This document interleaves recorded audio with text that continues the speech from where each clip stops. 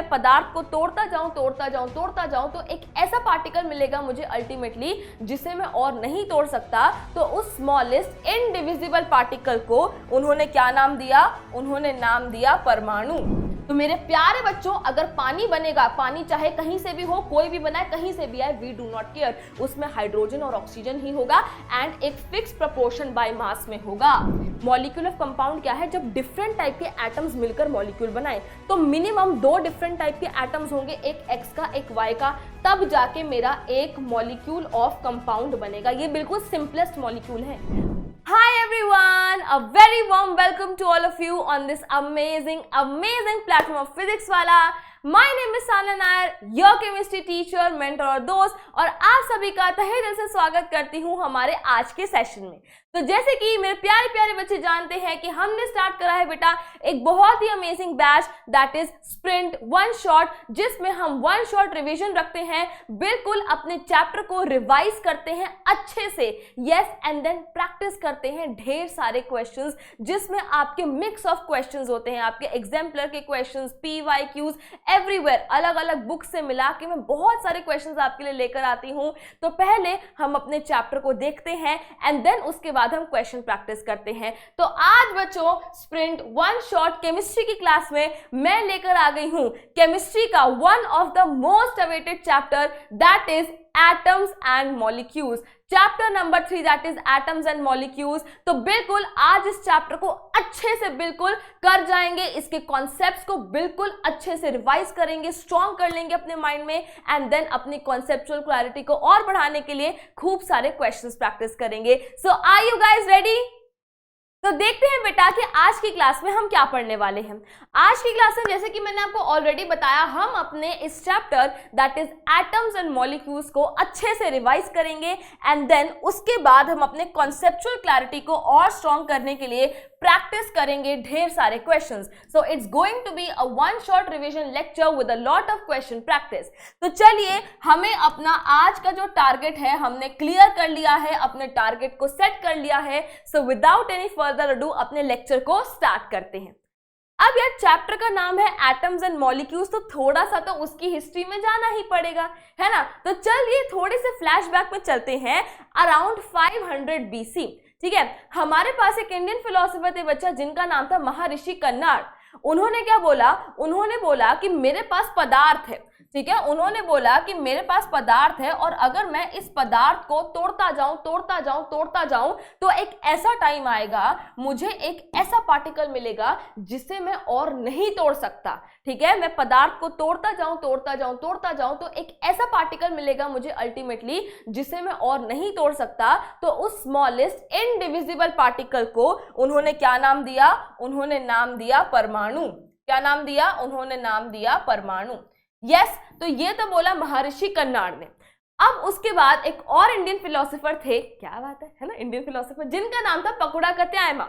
उन्होंने क्या बोला? उन्होंने बोला दैट दीज पार्टिकल्स, यानी कि जो आपके परमाणु हैं, normally exist in a combined form which gives us various form of matter. तो उन्होंने बोला कि ये जो परमाणु है ना, ये जनरली कंबाइन होके एग्जिस्ट करते हैं, कंबाइंड फॉर्म में एग्जिस्ट करते हैं। अब इसका ये मतलब नहीं है कि ये अकेले नहीं रह सकते, रह सकते हैं, बट जनरली नॉर्मली ये जो आपके परमाणु है ये कंबाइंड फॉर्म में एग्जिस्ट करते हैं to give us various forms of matter. Yes, तो ये फिलॉसफीज आपको समझ आई, क्लियर हुआ है। तो चलिए, इसके बाद बेटा कुछ ग्रीक फिलोसोफर्स थे जिनका नाम था डेमोक्रिटस एंड ल्यूसिपस।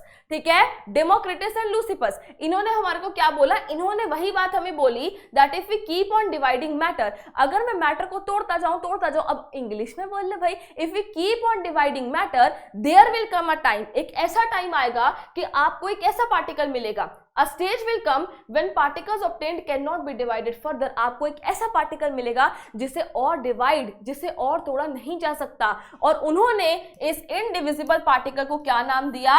एटम नाम दिया, मीनिंग इनडिविजिबल। यस, क्लियर हुई बात बेटा। ये तो थी आपकी फिलोसफीज। ठीक है, अब चैप्टर हम पढ़ रहे हैं तो इसकी हिस्ट्री तो जाननी जरूरी है कि कैसे शुरुआत हुई, क्या फिलोसफीज आई, है ना। तो ये हमने जान लिया। अब फिलोसफीज के बाद बच्चा हमारे पास आए लॉज ऑफ केमिकल कॉम्बिनेशन। अब हम फिलॉसफी से आगे बढ़ चुके हैं, अब हम लॉज की बात कर रहे हैं। तो हमारे पास आए laws of chemical combination. Antoine L Lavoisier led the foundation of chemical sciences by establishing two important laws of chemical combination। and हमने कौन से laws of chemical combination देखने बच्चा? law of conservation of mass and law of constant proportion। ठीक है, बड़े ही important है और बड़े ही आसान है, जितने ये इंपॉर्टेंट है ना उतने ही आसान है। ठीक है, so what is law of conservation of मास, दोनों को हमने समझना है एक एक करके। आइए देखते हैं। लॉ ऑफ कंजर्वेशन ऑफ मास क्या कहता है? Law of conservation of mass was given by Lavoisier in 1774। According to the law of conservation of mass, mass is neither created nor destroyed in a chemical reaction। किसी भी chemical reaction में mass ना ही create होता है ना ही destroy होता है, mass ना ही नया बनता है ना ही नष्ट होता है। किसी भी chemical reaction में mass conserved रहता है, यानी कि reaction से पहला जितना mass था उतना ही mass reaction के बाद भी होगा। ना ही कोई mass नया create हो गया कि पहले 10 था तो अब 12 ग्राम हो गया, ना ही आपका mass destroy होगा कि पहले ओवरऑल 10 ग्राम था अब आपका 8 ग्राम हो गया। नहीं, mass remains conserved. Okay, there is no change in mass during a chemical reaction. Reaction से पहले जितना मास था उतना ही मास आपका रिएक्शन के बाद भी होगा। अब देखिए प्यारे बच्चों, रिएक्शन से पहले मेरे पास रिएक्टेंट्स होते हैं, रिएक्शन के बाद मेरे पास प्रोडक्ट्स होते हैं। तो लॉ ऑफ कंजर्वेशन ऑफ मास कहता है कि जितना मास रिएक्शन से पहले था उतना ही रिएक्शन के बाद भी होगा। अब रिएक्शन से पहले मेरे पास रिएक्टेंट्स होते हैं, रिएक्शन के बाद मेरे पास प्रोडक्ट्स होते हैं, तो क्या मैं ये कह सकती हूं कि total mass of reactants is equal to total mass of products? ठीक है, law of conservation of mass basically कहता है कि टोटल मास ऑफ रिएक्टेंट्स, आपके पास जितने भी रिएक्टेंट्स हैं उनका total mass is equal to the total mass of products. मतलब मास ना ही नया बना ना ही डिस्ट्रॉय हुआ, जितना पहले था उतना ही बाद में भी है।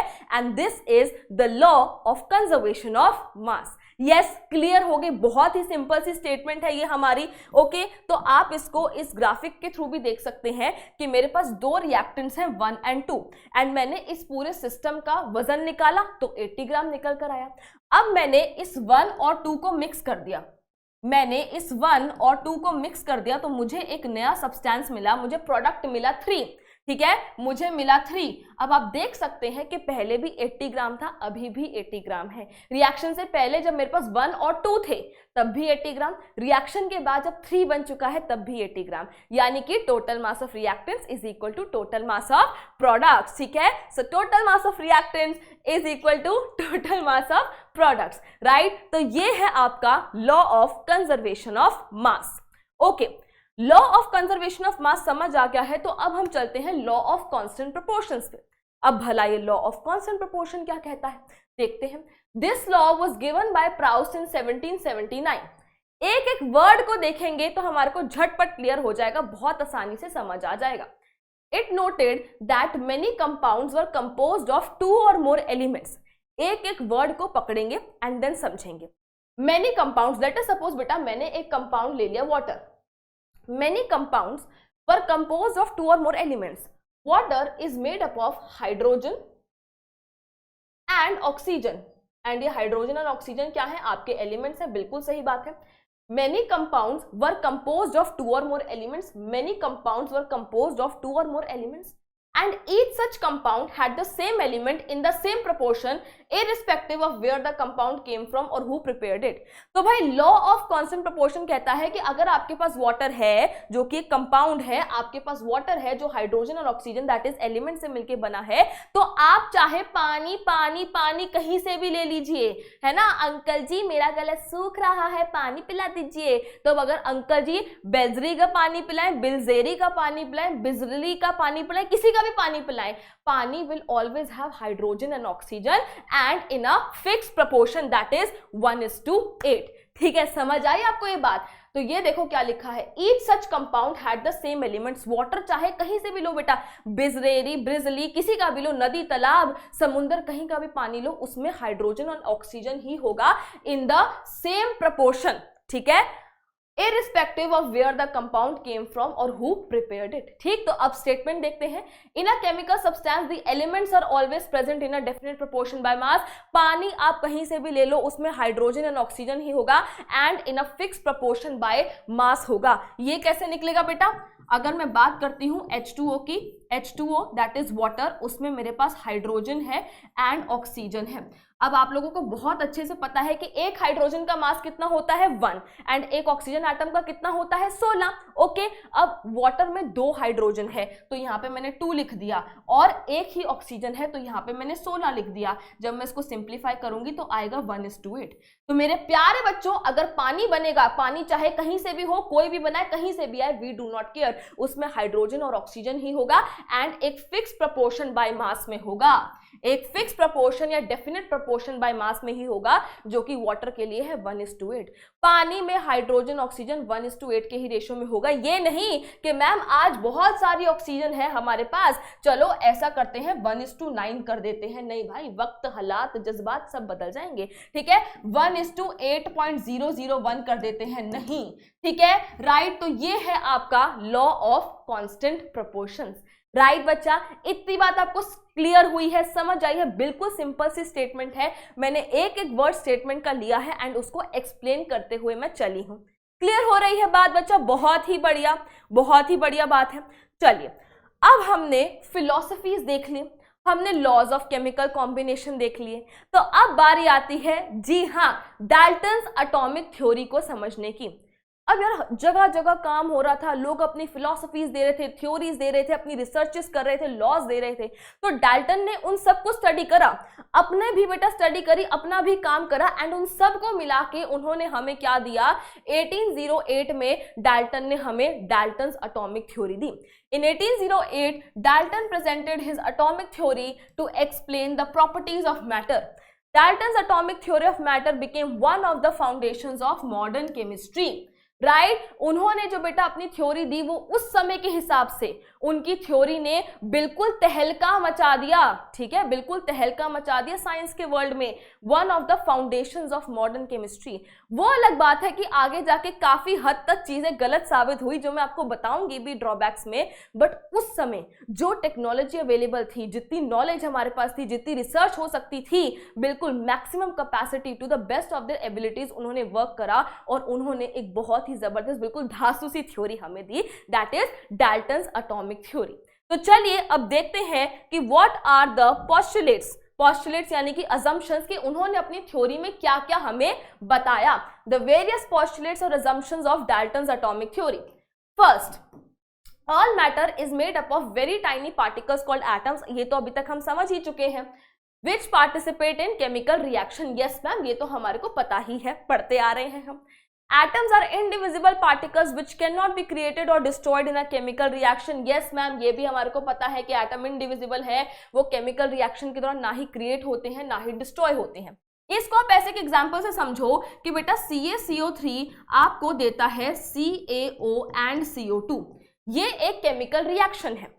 अब आप देख सकते हैं कि यहाँ पे आपके पास कैल्शियम है, यहाँ पे भी है, ठीक है, यहाँ पे एक कार्बन, यहाँ पे एक कार्बन, यहाँ 3 ऑक्सीजन, यहाँ पे टोटल 3 ऑक्सीजन है। तो ऐसा नहीं है कि यहाँ कैल्शियम था, यहाँ कोई नया ही एटम क्रिएट हो गया, हाइड्रोजन नाइट्रोजन निकल कर आ गया कि जी ये डिस्ट्रॉय हो गया एंड नई चीज क्रिएट हो गई है, ऐसा नहीं होता है। Atoms are indivisible particles which can not be created or destroyed, ना ही वो क्रिएट हो सकते कि नया एटम ही क्रिएट हो गया, H2 + O2 gives you NO2, ऐसा नहीं होता। H2O2 है तो वहां पे हाइड्रोजन ऑक्सीजन से ही मिलके कुछ बनेगा। Yes, which can not be created or destroyed in a chemical reaction. आप देख सकते हैं जो सब यहाँ पे है वही सब यहाँ पे, बस उनका रीअरेंजमेंट हो गया है। चलिए, atoms of a given element are identical in mass and chemical properties. उन्होंने बोला कि यार कोई भी एलिमेंट है, लेट अस सपोज मेरे पास कार्बन एलिमेंट है, मैंने कार्बन के एटम्स ले लिए, ओके, तो उन्होंने कहा यार ये सारे कार्बन के एटम्स हैं, इनका मास और केमिकल प्रॉपर्टीज सेम होनी चाहिए। Atoms of a given element are identical in mass and chemical properties, तो उन्होंने कहा ये सारे कार्बन के एटम्स हैं, इनका मास और केमिकल प्रॉपर्टी सेम होनी चाहिए। बट भाई आगे जाके पता लगा कि किसी कार्बन एटम का मास है 12, किसी का है 13, किसी का है 14। यार ये तो सारे कार्बन के ही एटम्स हैं, तो इनके मासेस अलग अलग कैसे हो गए? वो चलो आगे जाके बताएंगे, बट इन्होंने क्या बोला कि atoms of a given element are identical in mass and chemical properties. ये ड्रॉबैक मैंने आपको ऑलरेडी बता दिया है क्योंकि मुझे पता है कि आपको पता है, बट उन्होंने बोला कि atoms of a given element, किसी भी एलिमेंट के एटम्स हैं तो उनके मासेस, उनकी केमिकल प्रॉपर्टीज क्या होंगी, identical. Atoms of different elements have different masses and chemical properties. अगर मेरे पास डिफरेंट एलिमेंट्स है, एक एलिमेंट है ए, एक एलिमेंट है बी, तो इसके जो एटम्स होंगे उनके अपने मास और केमिकल प्रॉपर्टीज होंगी, इसका जो एटम्स होंगे उसके अपने मास एंड केमिकल प्रॉपर्टीज होंगी। Atoms of different elements have different masses and chemical properties, as simple as that. Atoms combine in the ratio of small whole numbers to form compounds. इसका क्या मतलब है बेटा, इसका ये मतलब है कि एटम्स कभी भी आधे पौने कंबाइन नहीं होते हैं।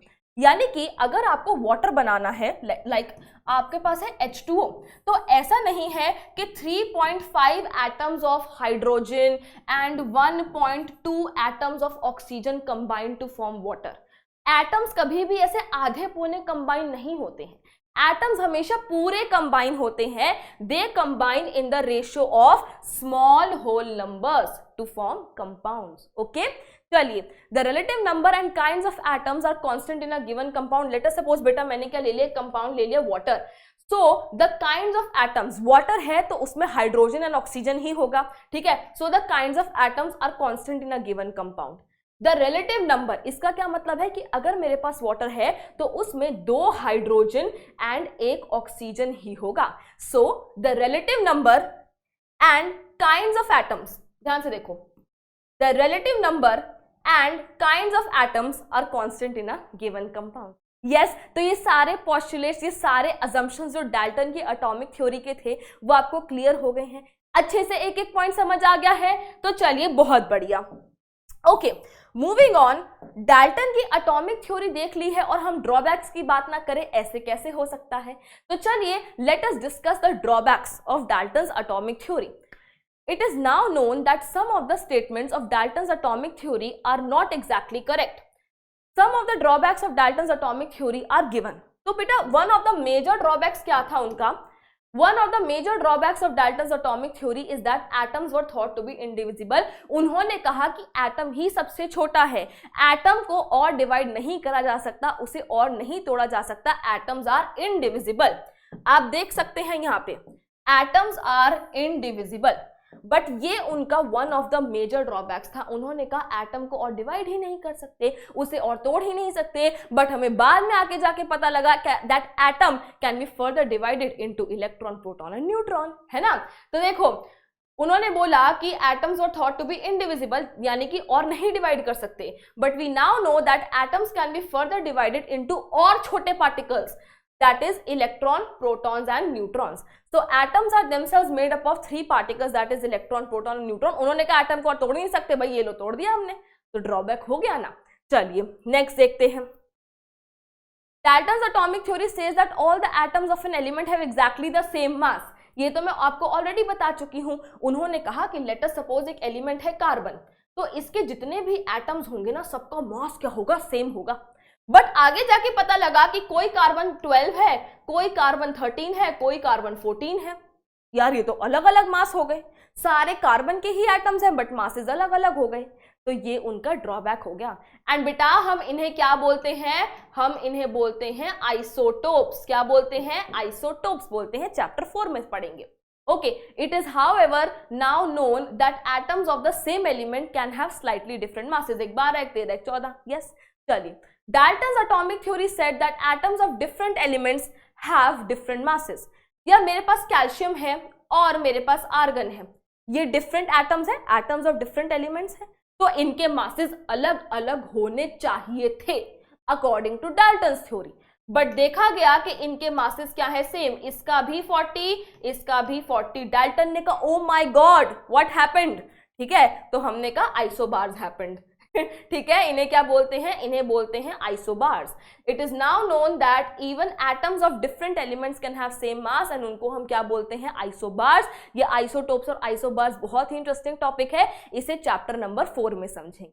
तो अभी तक आपको कहानी समझ आ रही है, क्लियर हो रहा है, एक बेस बन रहा है कि जो चैप्टर हमने पढ़ना है एटम्स एंड मॉलिक्यूल्स, उस तक हम पहुंचे कैसे, कैसे शुरुआत हुई चीजों की। यस, तो चलिए अब हम आगे बढ़ते हैं एंड चैप्टर का नाम है एटम्स एंड मॉलिक्यूल्स। तो जरा स्टार्ट करते हैं, है ना, जरा गुफ्तगू कर ली जाए एटम्स के साथ। तो what are atoms? Just as all the houses are made up of bricks. अब यार घर है ना, घर लोगों से बनता है ना, मकान ही ले लो तुम। अब मकान दीवारों से बनता है, दीवारें ईंटों से बनती हैं, ब्रिक्स से बनती हैं। यस, यही लिखा है कि जैसे सारे घर ब्रिक्स ईंटों से मिलके बनते हैं, all the matter is made up of atoms, thus atoms are the building blocks of matter around us। अब एटम है क्या, देखिए, an atom is the smallest particle of an element that can take part in a chemical reaction। यार ये तो हम पीछे भी पढ़कर आए हैं, है ना। an atom is the smallest particle of an element, element क्या होते थे, made up of only one kind of particles। तो अब आप रिलेट कर पा रहे वो पार्टिकल थे क्या, है ना। so an atom is the smallest particle of an element that can take part in a chemical reaction। तो ये है आपके एटम की डेफिनेशन। अब एटम से जरा हेलो हाय हुई है, तो एटम से और जान पहचान कर लेते हैं, थोड़ा और जान लेते हैं एटम के बारे में कि एटम की शेप क्या होती है। Atom spherical in shape. अब अगर कोई भी चीज स्फेरिकल है और मुझे उसके साइज के बारे में पता करना है, लेट अस सपोज मेरे पास एक कॉस्को की बॉल है, ठीक है, मेरे पास एक कॉस्को की बॉल है और मेरे पास क्या है, एक फुटबॉल है। यस, तो मैंने आपको बोला बताओ भाई इनका साइज बताओ, तो आप कहोगे मैम रेडियस तो पता होना चाहिए ना। वैसे ही एटम क्या है, स्फेरिकल इन शेप है। अब अगर मुझे उसके साइज की बात करनी है तो मुझे उसका रेडियस पता होना चाहिए।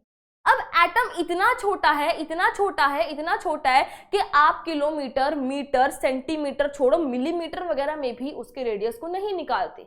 तो आप किस यूनिट का इस्तेमाल करते हैं, एटॉमिक रेडियस, यानी कि एटम के रेडियस के लिए हम नैनोमीटर का इस्तेमाल करते हैं। ये देखिए जो सब मैंने आपको बताया है वही यहाँ पे लिखा हुआ है। Atoms are very very very के आगे भी वेरी टू द पावर 100,000 जो लगाना लगा दो। Atoms are very very very very very very very very very small. Okay, the size of an atom is indicated by its radius. ठीक है, radius की हेल्प से हम उसका साइज निकालते हैं और उसे हम एटॉमिक रेडियस बोलते हैं। एटम का radius is atomic radius. Atomic radius is measured in nanometers. अब भला नैनोमीटर क्या है, जैसे 1 किलोमीटर होता है 1000 मीटर के बराबर, वैसे ही 1 नैनोमीटर होता है 10 की पावर -9 मीटर के बराबर, यानी कि 1/10 की पावर 9 मीटर के बराबर। इतना छोटी यूनिट होती है ये, इतनी छोटी यूनिट। 1 किलोमीटर में 1000 मीटर है, बट 1 नैनोमीटर में 1/10 की पावर 9 मीटर है। ठीक है, समझ रहे हो बात कि नैनोमीटर कितना छोटा है। एंड इस यूनिट का हम इस्तेमाल करते हैं एटॉमिक रेडियस के लिए। ठीक है, चलिए भाई बहुत बढ़िया। अब हमने एटम के शेप को देख लिया, हमने एटम के साइज को देख लिया है। ठीक है, अब बारी आती है एटम्स के मतलब एलिमेंट्स के सिंबल्स को समझने की। So now let's talk about the symbols of elements. अभी तक इतना क्लियर हो रहा है, समझ आ रहा है बच्चा, ये हमारा 1 शॉट रिवीजन सेशन है। तो मैं चाहूंगी कि मैं आपको कम से कम टाइम में, मैं नहीं चाहूंगी कि आपका टाइम वेस्ट हो, तो कम से कम टाइम में मैं आपको maximum to maximum content and questions provide कराना चाहती हूं। तो क्या अभी तक आपको समझ आ रहा है, क्या अभी तक आपको क्लियर हो रहा है? तो जल्दी से एक बार कॉमेंट्स में आग लगा देंगे। लगे बच्चा आग? तो चलिए अब हम आगे बढ़ते हैं एंड सिंबल्स ऑफ एलिमेंट्स को देखते हैं। तो यार अब केमिस्ट्री में धड़ाधड़ काम तो हो ही रहा था, बट ये बहुत टीडियस हो रहा था, बड़ा मुश्किल हो रहा था कि ऐसे बड़े बड़े नाम लिखते जाओ कि जी calcium carbonate, calcium carbonate gives you calcium oxide plus carbon dioxide. जितने में मैं ये लिख रही होंगी ना, तुमने 10 सेकंड आगे भी कर दिया होगा, पता नहीं है मुझे, बट यार बड़ा ना मुश्किल हो रहा था, बड़ा टाइम कंज्यूमिंग था कि यार इतना बड़ा बड़ा लिखना नहीं यार, हमसे ना हो पाएगा। तो हमें क्या चाहिए थे, हमें चाहिए थे एलिमेंट्स के ऐसे निकनेम्स, है ना, जैसे हमारे में बलविंदर बन गया बल्लू, आदित्य बन गया आदि, मोनिका बन गई मोनू, समीर बन गया सैम। ओके, तो हमें भी एलिमेंट्स के क्या चाहिए थे, सिंबल्स चाहिए थे, निकनेम्स चाहिए थे, right. So that's why we study symbols of the elements. Elements के हमें सिंबल्स चाहिए थे। तो सबसे पहले डाल्टन ने बोला मैं बताऊंगा मैं बताऊंगा मैं बताऊंगा, तो हमने कहा ओके जी बता दो। We will first discuss the Dalton symbol of elements, उसके बाद हम मॉडर्न सिंबल ऑफ एलिमेंट्स को डिस्कस करेंगे। तो जी डाल्टन ने क्या बोला, कैसे सिंबल्स दें। Dalton was the first scientist to use the symbols to represent elements in a short way. अब यार उनके क्या सिंबल थे, डाल्टन ने कर दी बिल्कुल चित्रकारी। उन्होंने कहा भाई सिर्फ बायो में डायग्राम, हा हा हा ऐसे थोड़ा होगा, हम तो यहाँ पे भी चित्रकारी करेंगे केमिस्ट्री में, ठीक है। तो उन्होंने ये चित्रकारी कर दी कि हाइड्रोजन एक गोला बना के बीच में गोला बना दो, कार्बन पूरा कलर कर दो, ऑक्सीजन बिल्कुल खाली छोड़ दो, ये फास्फोरस में मर्सिडीज का सिंबल बना दो, सल्फर में खिड़की बना दो, ये ऐसे ऐसे उन्होंने अजीबो गरीब हमारे को सिंबल दे दिए। अब सोचो यार, तुम पेपर में काम कर रहे हो, तुम्हारे पास लास्ट के 10 सेकेंड बचे हैं, तुम्हारे को एक कुछ भी लिखना है, कुछ भी तुम्हारे को, फॉर एग्जाम्पल तुम्हें लिखना है गोल्ड एंड मरकरी, लास्ट के तुम्हारे पास 10 सेकेंड बचे हैं। सोचो तुम ये चित्रकारी कर रहे हो, पहले एक बनाया, फिर उसके बाद जी लिख दिया, ओहो हो गलत हो गया, कैपिटल जी लिखना था उसको हटाया, फिर जी लिखा, फिर ये ऐसे चित्रकारी करी, ऐसे ऐसे ऐसे, फिर तुमने मरकरी बनाया, फिर कहा अरे यार ये क्या हो गया। तो सोचो 10 सेकंड में तुम बना पाते, नहीं कर पाते ना। तो इसीलिए भाई डाल्टन के जो सिंबल थे ना, they were very inconvenient to use, मुश्किल थे यार, ठीक है। So Dalton symbol of elements were difficult to draw and inconvenient to use, मुश्किल थे बनाने एंड इनकन्वीनियंट टू यूज था। बढ़िया चीज थी कि भाई सिंबल्स हैं, बट ये नहीं मजा नहीं आया, ठीक है, मजा नहीं आया। So Dalton while giving symbols, yes मैंने सिंबल्स दिए हैं, बट जब डाल्टन के सिंबल वर नॉट यूज तो ही वाज सैड। तो फिर हम सिंबल्स यूज कैसे करते हैं, ठीक है, कहां से आए हमारे पास मॉडर्न सिंबल्स ऑफ एलिमेंट्स। तो देखिए हमारे पास थे कौन, J Berzelius. It was J Berzelius who proposed that the first letter and another letter of the name of the element be used as a symbol. समझो symbol, जो आपके elements थे ना बेटा, एलिमेंट्स के नाम ऑलरेडी पढ़ चुके थे, है ना, एलिमेंट्स के नाम ऑलरेडी पढ़ चुके थे। मैंने डिस्कवर करा, मैंने कहा मैं हमेशा हमेशा के लिए अमर हो जाऊं, मेरा नाम है सान्या, मैंने डिस्कवर करा सान्या जैन, है ना, कि मैं हमेशा हमेशा के लिए अमर हो जाऊं। लेट अस सपोज किसी और ने डिस्कवर करा, उन्होंने कहा मैंने अपने इस गांव में, अपने इस टाउन में, अपने इस देश में डिस्कवर करा है, मैं तो देश का, गांव का या टाउन का नाम दूंगा इस सिंबल को। फिर कोई सिंबल था, उसकी कोई बहुत ही स्पेशल सी प्रॉपर्टी थी, उस बेसिस पे उसका नाम पड़ गया। तो सिंबल्स के नाम पड़े हुए थे। तो जे बर्जीलियस ने कहा कि यार इतना कॉम्प्लिकेट क्यों करना है चीजों को, सिंबल्स के नाम, एलिमेंट्स के नाम ऑलरेडी पड़े हुए हैं, ठीक है, एलिमेंट्स के नाम ऑलरेडी पड़े हुए हैं, चीजों को इतना कॉम्प्लिकेट क्यों करना है, तुम उन एलिमेंट के नाम में से ही उसका सिंबल निकालो। I will repeat once again, कहीं मैंने ये सिंबल और एलिमेंट वर्ड्स को ऐसे मिक्स ना कर दिया हो। डाल्टन के जो हमने सिंबल्स थे रिजेक्ट कर दिए, फिर आए हमारे पास जे बर्जीलियस, एलिमेंट्स के नाम ऑलरेडी पढ़ रखे थे, ठीक है, कैसे पढ़ रखे थे मैंने आपको बता दिया। तो जे बर्जीलियस ने कहा चीजों को इतना कॉम्प्लिकेट मत करो, नाम ऑलरेडी पड़े हुए हैं एलिमेंट्स के, उनके नाम में से ही उसका सिंबल निकाल लो। जैसे मेरे पास अगर हाइड्रोजन है तो हाइड्रोजन के लिए कोई चित्रकारी करने की जरूरत नहीं है, ये उसका नाम है, इसके नाम में से ही इसका सिंबल निकाल लो। तो हाइड्रोजन का हो गया H। समझ रहे हो क्या बोला उन्होंने, J Berzelius propose that the first letter, जो भी नाम है उसका फर्स्ट लेटर उठा लो, या फिर first letter and another letter, पहला और कोई और लेटर उठा लो, for the symbol of the name of an element to be used as its symbol. This idea led to the modern symbol of elements. तो इस आइडिया से हमारे पास क्या आए, मॉडर्न सिंबल ऑफ एलिमेंट्स आए, जो हम क्या करते हैं बेटा, यूज करते हैं, ठीक है। अब लेट अस सपोज हाइड्रोजन का H है, अब मेरे पास आया हीलियम, लोगों ने कहा ओहो हो हम तो लड़ाइयां करेंगे, हीलियम भी H से शुरू होता है, हीलियम को भी हम H नाम देंगे। हाइड्रोजन वाले कहते नहीं हाइड्रोजन का H, हीलियम वालों ने कहा नहीं हीलियम का H। तो ऐसे इश्यूज भी आने लगे। तो इश्यूज को सॉल्व कौन करता है, इन इश्यूज को सॉल्व किसने करा, nowadays IUPAC, that is international union of pure and applied chemistry, is an international scientific organisation which approves the names of the element, symbol and its units. तो IUPAC ने बोला भाई लड़ाइयां मत करो, वैसे ही हमारे जीवन में और बहुत चीजें हैं लड़ाइयां करने की, इस बात पर तो मत ही करो तुम लड़ाइयां, ठीक है, तुम सिंबल लेकर आओ, हम उस पर ठप्पा लगाएंगे, हम अप्रूव करेंगे। तो IUPAC क्या करता है बेटा, international union of pure and applied chemistry, एक ऑर्गेनाइजेशन है जो अप्रूव करता है names of the symbols, names of the elements, उनके सिंबल्स एंड यूनिट्स, ठीक है। तो चलो जे बर्जीलियस ने क्या बोला कि एलिमेंट के नाम में से ही उसका सिंबल निकाल लो। तो अब हमें क्या करना है बेटा, अब हमें कुछ पॉइंट्स को समझना है, कुछ पॉइंट्स को दिमाग में रखना है while we are understanding these symbols, ठीक है। तो पहला पॉइंट क्या है, पहला पॉइंट ये है कि जब भी आप कोई सिंबल दे रहे हो तो उसमें the first letter should be capital, the first letter should be capital, and अगर उसमें सेकेंड लेटर है तो second letter should be small, second letter should be small. जैसे मेरे पास हाइड्रोजन है तो हाइड्रोजन का H है, ठीक है, बहुत बढ़िया बात है। बट अगर मेरे पास है हीलियम, हीलियम का सिंबल होता है He, तो पहला letter should be capital and the second one should be small. आप इसको हीलियम नहीं लिखोगे, आप इसको हीलियम नहीं लिखोगे, आप इसको हीलियम नहीं लिखोगे। The first letter should be capital and the second should be small. Then second point जो हमारे को समझना है वो ये है कि जरूरी नहीं है कि आप फर्स्ट लेटर और सेकेंड लेटर ही उठाओ। जैसे हमें देखने को मिलता है कि हीलियम है ना, मेरे पास हीलियम है तो वो आपका He हो गया, मेरे पास एल्यूमिनियम है तो वो आपका Al हो गया। बट ऐसा जरूरी नहीं है कि आप फर्स्ट एंड सेकेंड लेटर ही उठाओ सिंबल के लिए, आप first letter and another letter, ठीक है, आप first letter and another letter, कोई भी और लेटर उठा सकते हैं सिंबल के लिए। जैसे कि आपके पास है क्लोरीन, क्लोरीन का सिंबल क्या होता है Cl, आपने पहला और तीसरा उठा लिया। आपके पास है मैग्नीशियम, आपने क्या कर दिया first letter and another letter, आपने इसका सिंबल कर दिया Mg। तो जरूरी नहीं है कि फर्स्ट एंड सेकंड लेटर ही उठाना है नाम में से, आप first letter and another letter उठा सकते हैं। चलिए थर्ड पॉइंट की हम बात करते हैं। थर्ड पॉइंट ये है कि जरूरी नहीं है कि जो सिंबल है वो इंग्लिश वाले नाम में से ही निकल कर आए। जरूरी नहीं है कि आप किसी भी एलिमेंट का जो सिंबल है वो उसके इंग्लिश नाम में से ही निकालें। जैसे कि हमारे पास है सोडियम, हम उसे ऐसे लिखते हैं, बट सोडियम का सिंबल क्या होता है, सोडियम का सिंबल होता है Na। दूर दूर तक यहाँ पे ना N है ना A है, तो लिखा तो ऐसे जाता है।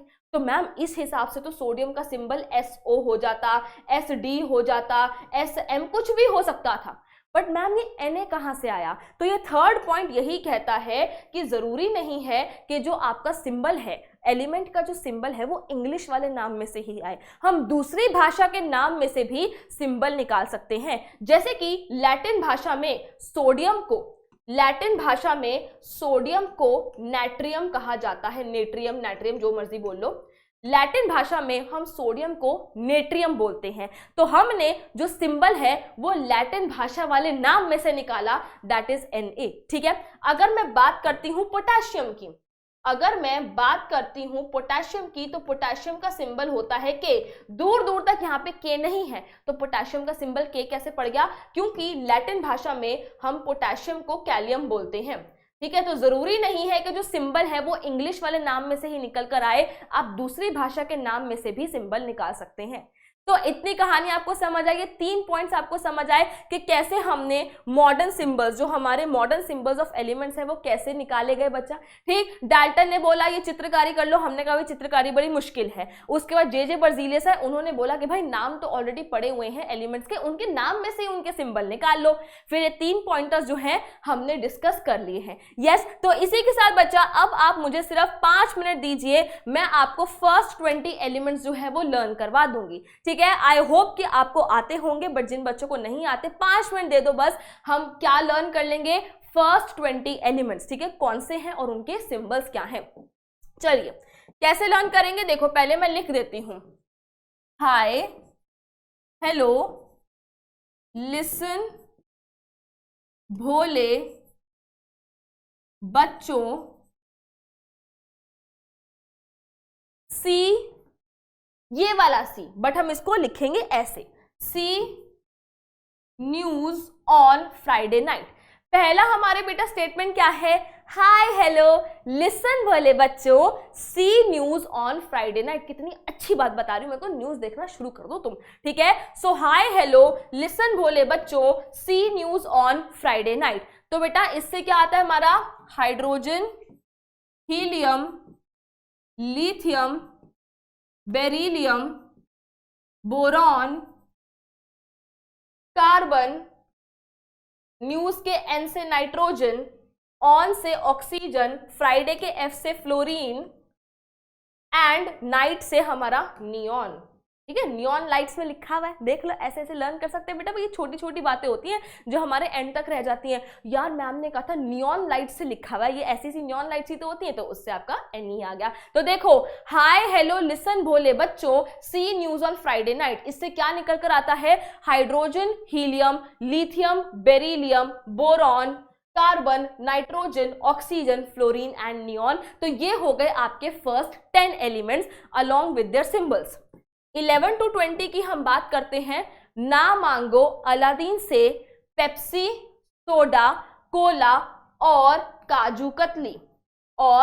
काजू कतली भाई अलादीन से तुम ये पेप्सी, सोडा, कोला क्या मांग रहे हो? ये मांगो ना कि हम जीवन में खूब पैसे कमाए, खूब खुश रहें, अपनी फैमिली को अच्छे से सपोर्ट कर सके, उन्हें खुश रख सके। क्या पेप्सी, सोडा, कोला मांग रहे हो? ठीक है, सो ना मांगो अलादीन से पेप्सी, सोडा, कोला और काजू कतली। ठीक है, तो इससे क्या निकल कर आता है? ना से Na दैट इज सोडियम, मांगो से Mg that is magnesium, Aladdin से Al दैट इज अल्यूमिनियम, से सिलिकॉन, पेप्सी के P से फास्फोरस, सोडा के S से सल्फर, ओके, देन कोला से Cl दैट इज क्लोरीन और से आर्गन, काजू के K से आता है हमारा पोटेशियम और कतली के Ca से आता है हमारा कैल्शियम। तो आपके 11 to 20 क्या हो गए? Sodium, magnesium, aluminium, silicon, phosphorus, sulphur, chlorine, argon, potassium and calcium. ठीक है, तो ये रहे आपके फर्स्ट 20 एलिमेंट्स।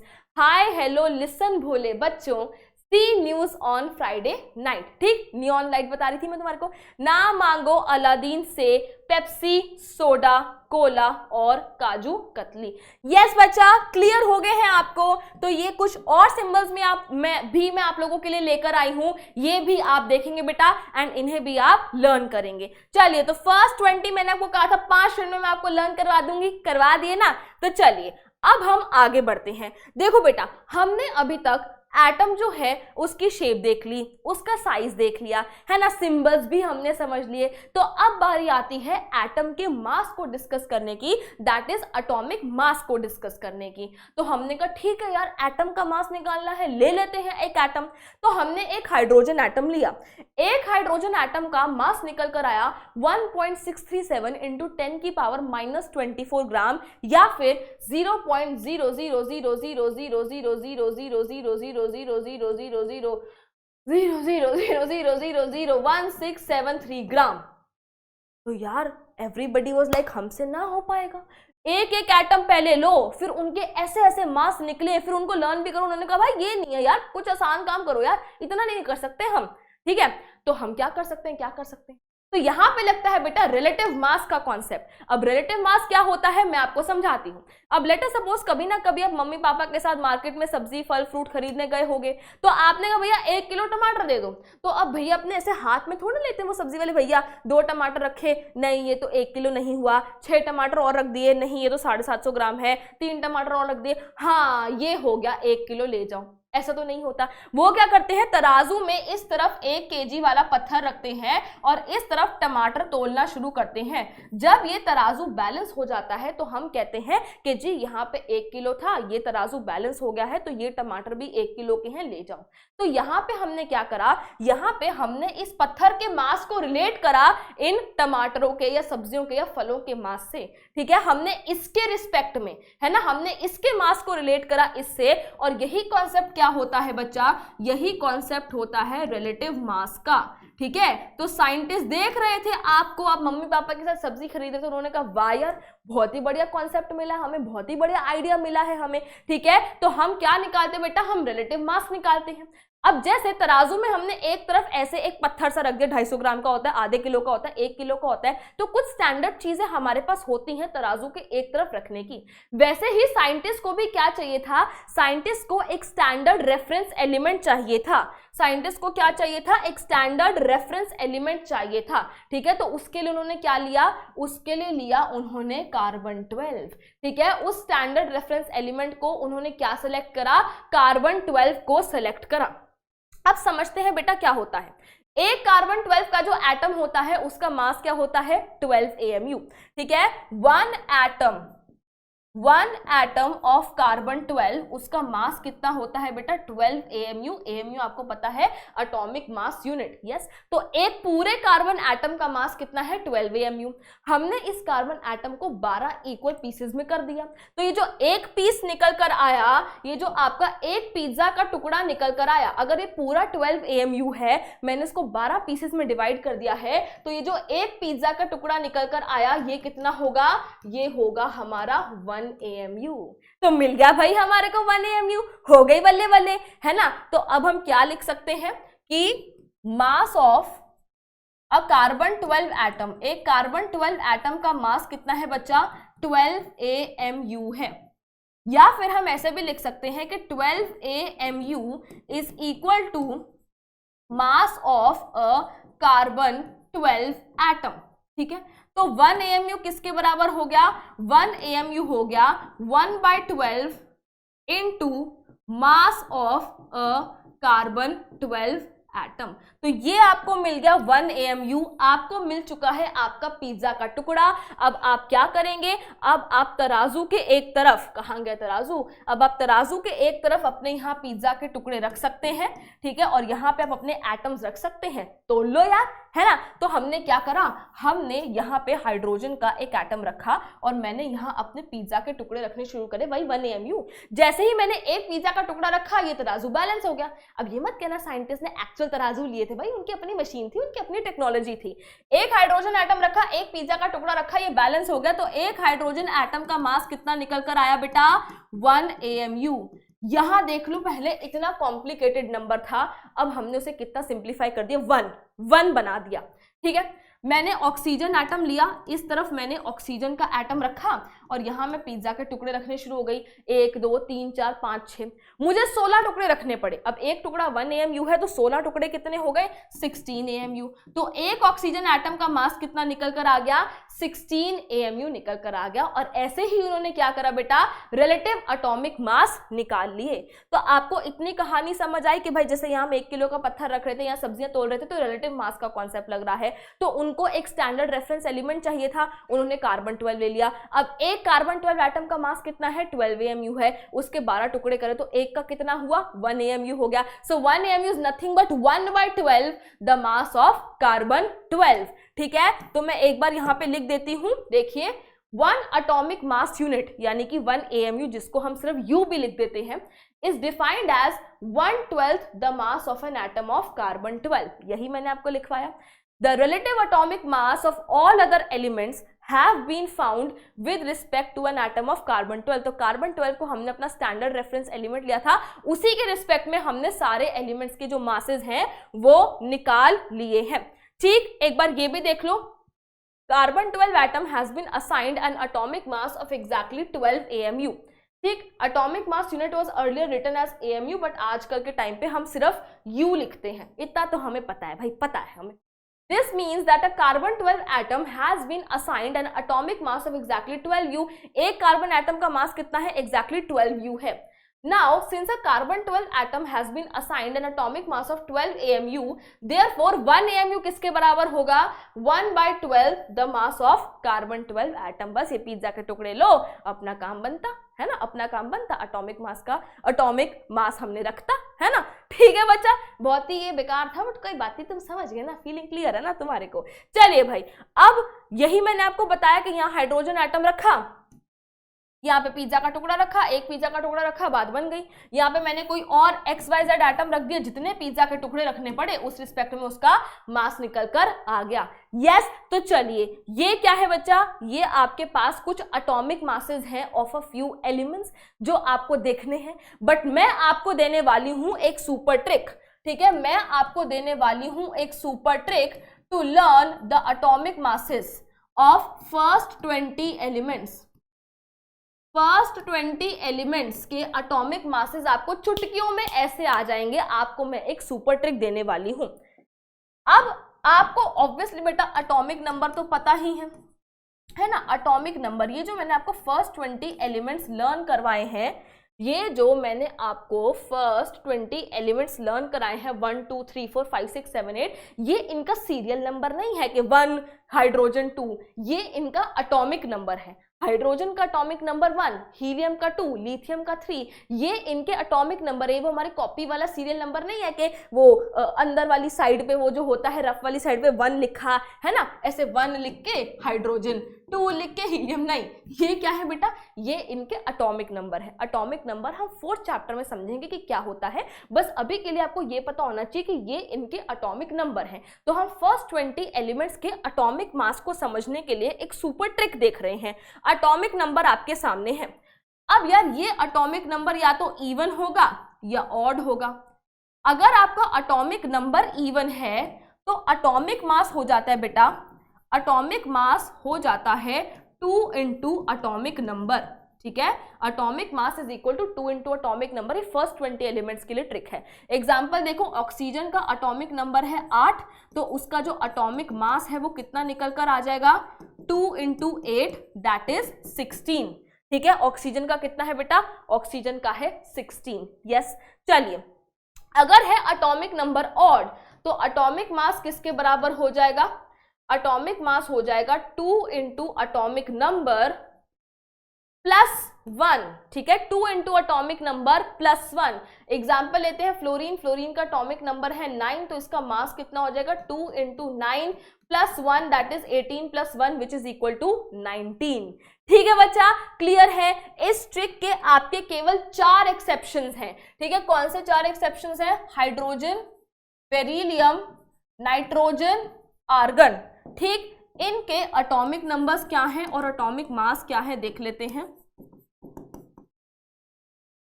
ठीक है। 4 एक्सेप्शंस है, हाइड्रोजन का एटॉमिक नंबर 1, बेरिलियम का 4, नाइट्रोजन का 7 और आर्गन का 18। इनके एटॉमिक नंबर्स के हिसाब से जो ट्रिक है उस हिसाब से जो मास आना चाहिए था वो नहीं आता, तभी तो ये एक्सेप्शन है।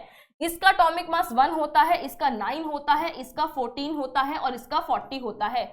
माना ये ऑड नंबर है तो 2 इंटू 7 प्लस 1 होना चाहिए था, बट 14 है यहाँ पे। तो वही मैं आपको कह रही हूँ कि ये इस ट्रिक के आपके 4 एक्सेप्शंस है। ये एक सुपर ट्रिक है फर्स्ट 20 एलिमेंट्स के एटॉमिक मास लर्न करने की विद 4 इजी से एक्सेप्शंस, ठीक है बच्चा।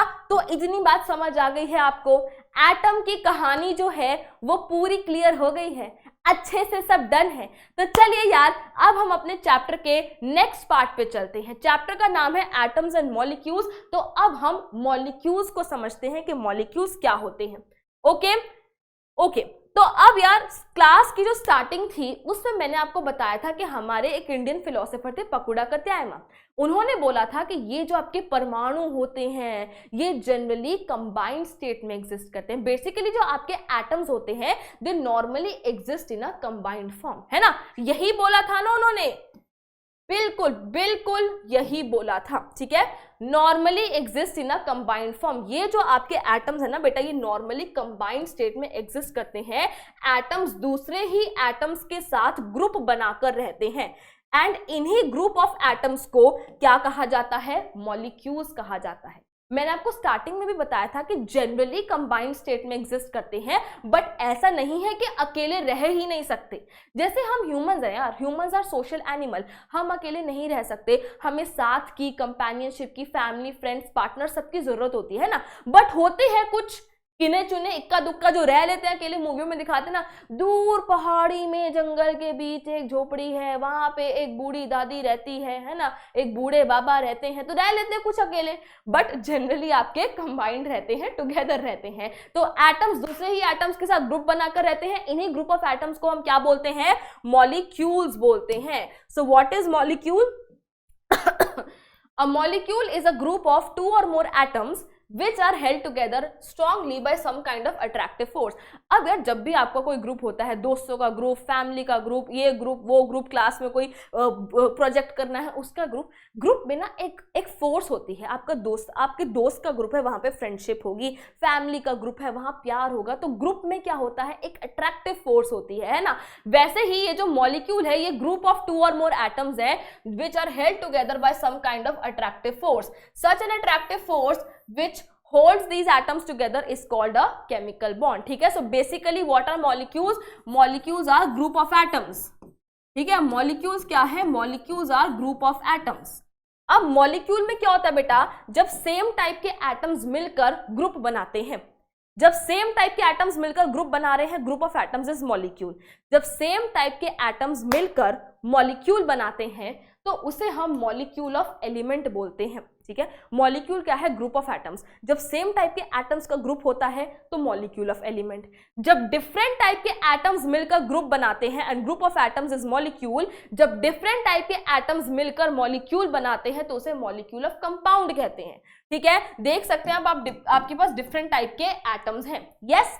यहाँ पे आपके पास सेम टाइप के एटम्स हैं, तो जब सेम टाइप के एटम्स मिलकर मॉलिक्यूल बनाते हैं तो आपके पास मॉलिक्यूल ऑफ एलिमेंट। जब डिफरेंट टाइप के एटम्स मिलकर मॉलिक्यूल बनाते हैं तो आपके पास मॉलिक्यूल ऑफ कंपाउंड। ओके, चलिए अब आप मॉलिक्यूल्स ऑफ एलिमेंट्स के कुछ एग्जाम्पल देख सकते हैं, ठीक। ये आपके पास आर्गन हो गया, O2 हो गया, O3 हो गया, P4 हो गया, S8 हो गया। ये सारे क्या हैं? ये सारे ग्रुप ऑफ एटम्स हैं, सारे सेम टाइप के एटम्स हैं, तो आपके पास हो गया मॉलिक्यूल ऑफ एलिमेंट, ठीक है। क्या हो गया? मॉलिक्यूल ऑफ एलिमेंट हो गया। ओके, चलिए अब इसमें ना एक और चीज देखते हैं। एक छोटा सा बेटा टॉपिक आता है, दैट इज एटॉमिसिटी। एटॉमिसिटी क्या होता है? The number of atoms present in one molecule of an element is called its atomicity. किसी भी मॉलिक्यूल में कितने एटम्स हैं? The number of atoms present in a molecule is called its atomicity. किसी भी मॉलिक्यूल में कितने एटम्स हैं वो उसकी क्या होती है? एटॉमिसिटी होती है। The atomicity of an element is indicated by writing the number as a subscript on the right hand side bottom of the symbol. For example, बेटा मेरे पास है H2. H2 shows that atomicity of hydrogen is 2. जब भी बेटा आपको atomicity दर्शानी होती है ना, आप हमेशा यहाँ सबस्क्रिप्ट में दर्शाते हो राइट हैंड बॉटम साइड पे। अगर आप यहाँ पे H2 लिखते हो तो उसका मतलब है कि मेरे पास हाइड्रोजन का मॉलिक्यूल है, H2 है, यानी कि उसमें 2 हाइड्रोजन के एटम्स हैं। एक मॉलिक्यूल है जिसमें 2 हाइड्रोजन के एटम्स हैं। बट अगर आपने लिख दिया 2H तो ये और ये बिल्कुल डिफरेंट है। 2H का मतलब है आपके पास 2 हाइड्रोजन के एटम है, ठीक है जी। बट H2 का मतलब है कि आपके पास एक मॉलिक्यूल है, उस मॉलिक्यूल में आपके पास 2 एटम्स हैं, and those atoms are held together by attractive force, सारी जो मैंने आपको कहानी बताई है। तो एटॉमिसिटी को बेटा हमेशा यहाँ सबस्क्रिप्ट पे लिखते हैं राइट हैंड बॉटम में। P4 shows that atomicity of phosphorus is 4. मेरे पास एक मॉलिक्यूल है जिसमें 4 एटम्स हैं। Helium shows that the atomicity of helium is 1. यहाँ पे कुछ नहीं लिखा तो मतलब यहाँ पे 1 है, यानी कि इसकी एटॉमिसिटी क्या हो गई? 1 हो गई। यानी कि इस मॉलिक्यूल में केवल एक ही एटम है, इस मॉलिक्यूल में केवल एक ही एटम है, यानी कि एटम और मॉलिक्यूल एक ही बात है। अभी समझाती हूं मैं क्या कहना चाह रही हूं। On the basis of atomicity elements can be classified into monoatomic, triatomic, tetraatomic etcetera. देखो बेटा, on the basis of atomicity किसी भी मॉलिक्यूल में कितने एटम्स हैं उस बेसिस पे हमने इन्हें क्लासिफाई करा हुआ है into monoatomic, diatomic, triatomic, tetraatomic, polyatomic. Mono का क्या मतलब है? मोनो का मतलब होता है 1 एंड एटॉमिक का मतलब है एटम, यानी कि एक ऐसा मॉलिक्यूल जिसमें केवल एक एटम है। मोनो एटॉमिक मॉलिक्यूल यानी कि एक ऐसा मॉलिक्यूल जिसमें केवल एक एटम है, जैसे कि नोबल गैसेस हो गई। आपके पास बेटा आर्गन है, आर्गन हमेशा ऐसे ही एग्जिस्ट करेगी, AR plus AR gives you AR2, ऐसे नहीं होता। आर्गन हमेशा ऐसे ही एग्जिस्ट करेगी, हीलियम हमेशा ऐसे ही एग्जिस्ट करेगी। तो मोनोएटॉमिक मॉलिक्यूल माने ऐसा मॉलिक्यूल जिसमें एक ही एटम है, यानी कि एटम या मॉलिक्यूल एक ही बात है। अगर मैं नोबल गैस की बात करती हूं तो इनका एटम बोलो या मॉलिक्यूल बोलो एक ही बात है, ठीक है। तो ये हो गए आपके monoatomic molecules. Example noble gases, helium, argon, neon, krypton, नीचे एटसेट्रा, राइट। नीचे आगे हम और भी आपके पास एग्जांपल्स हैं। डाइएटॉमिक, डाई का मतलब होता है 2, एटॉमिक का मतलब है एटम। तो एक ऐसा मॉलिक्यूल जिसमें 2 एटम्स हैं, जैसे कि H2, O2, Cl2 एटसेट्रा, ठीक है।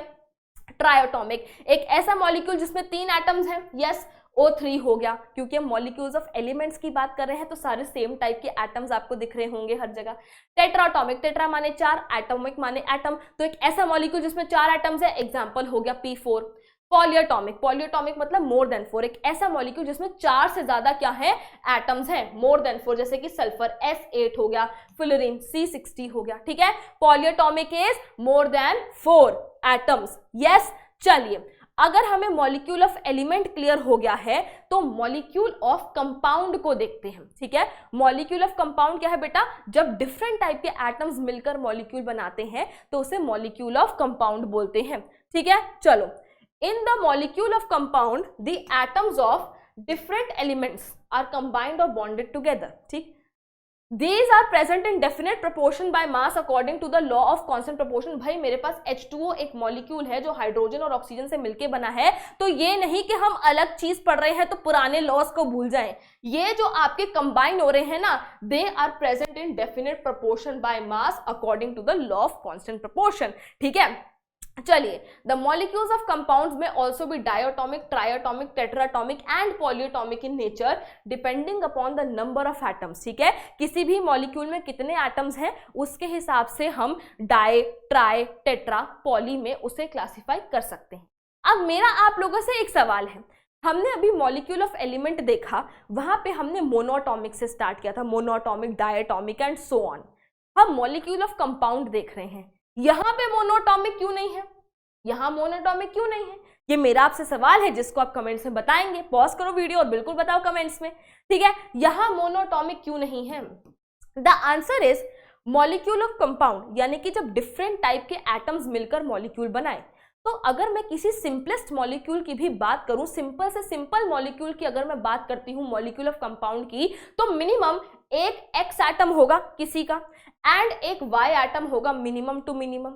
मॉलिक्यूल ऑफ कंपाउंड क्या है, जब डिफरेंट टाइप के एटम्स मिलकर मॉलिक्यूल बनाए तो मिनिमम 2 डिफरेंट टाइप के एटम्स होंगे, एक एक्स का एक वाई का, तब जाके मेरा एक मॉलिक्यूल ऑफ कंपाउंड बनेगा। ये बिल्कुल सिंपलेस्ट मॉलिक्यूल है। तो मिनिमम यहाँ पे 2 तो हो गए ना, मिनिमम यहाँ पे 2 तो हो गए ना, तो डायटोमिक हो गया।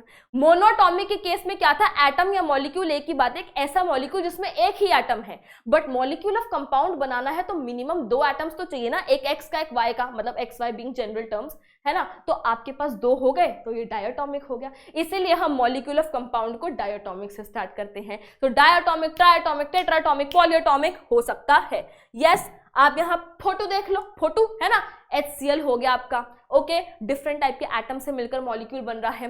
H2O हो गया आपका, NH3 हो गया, H2O2 हो गया, ओके।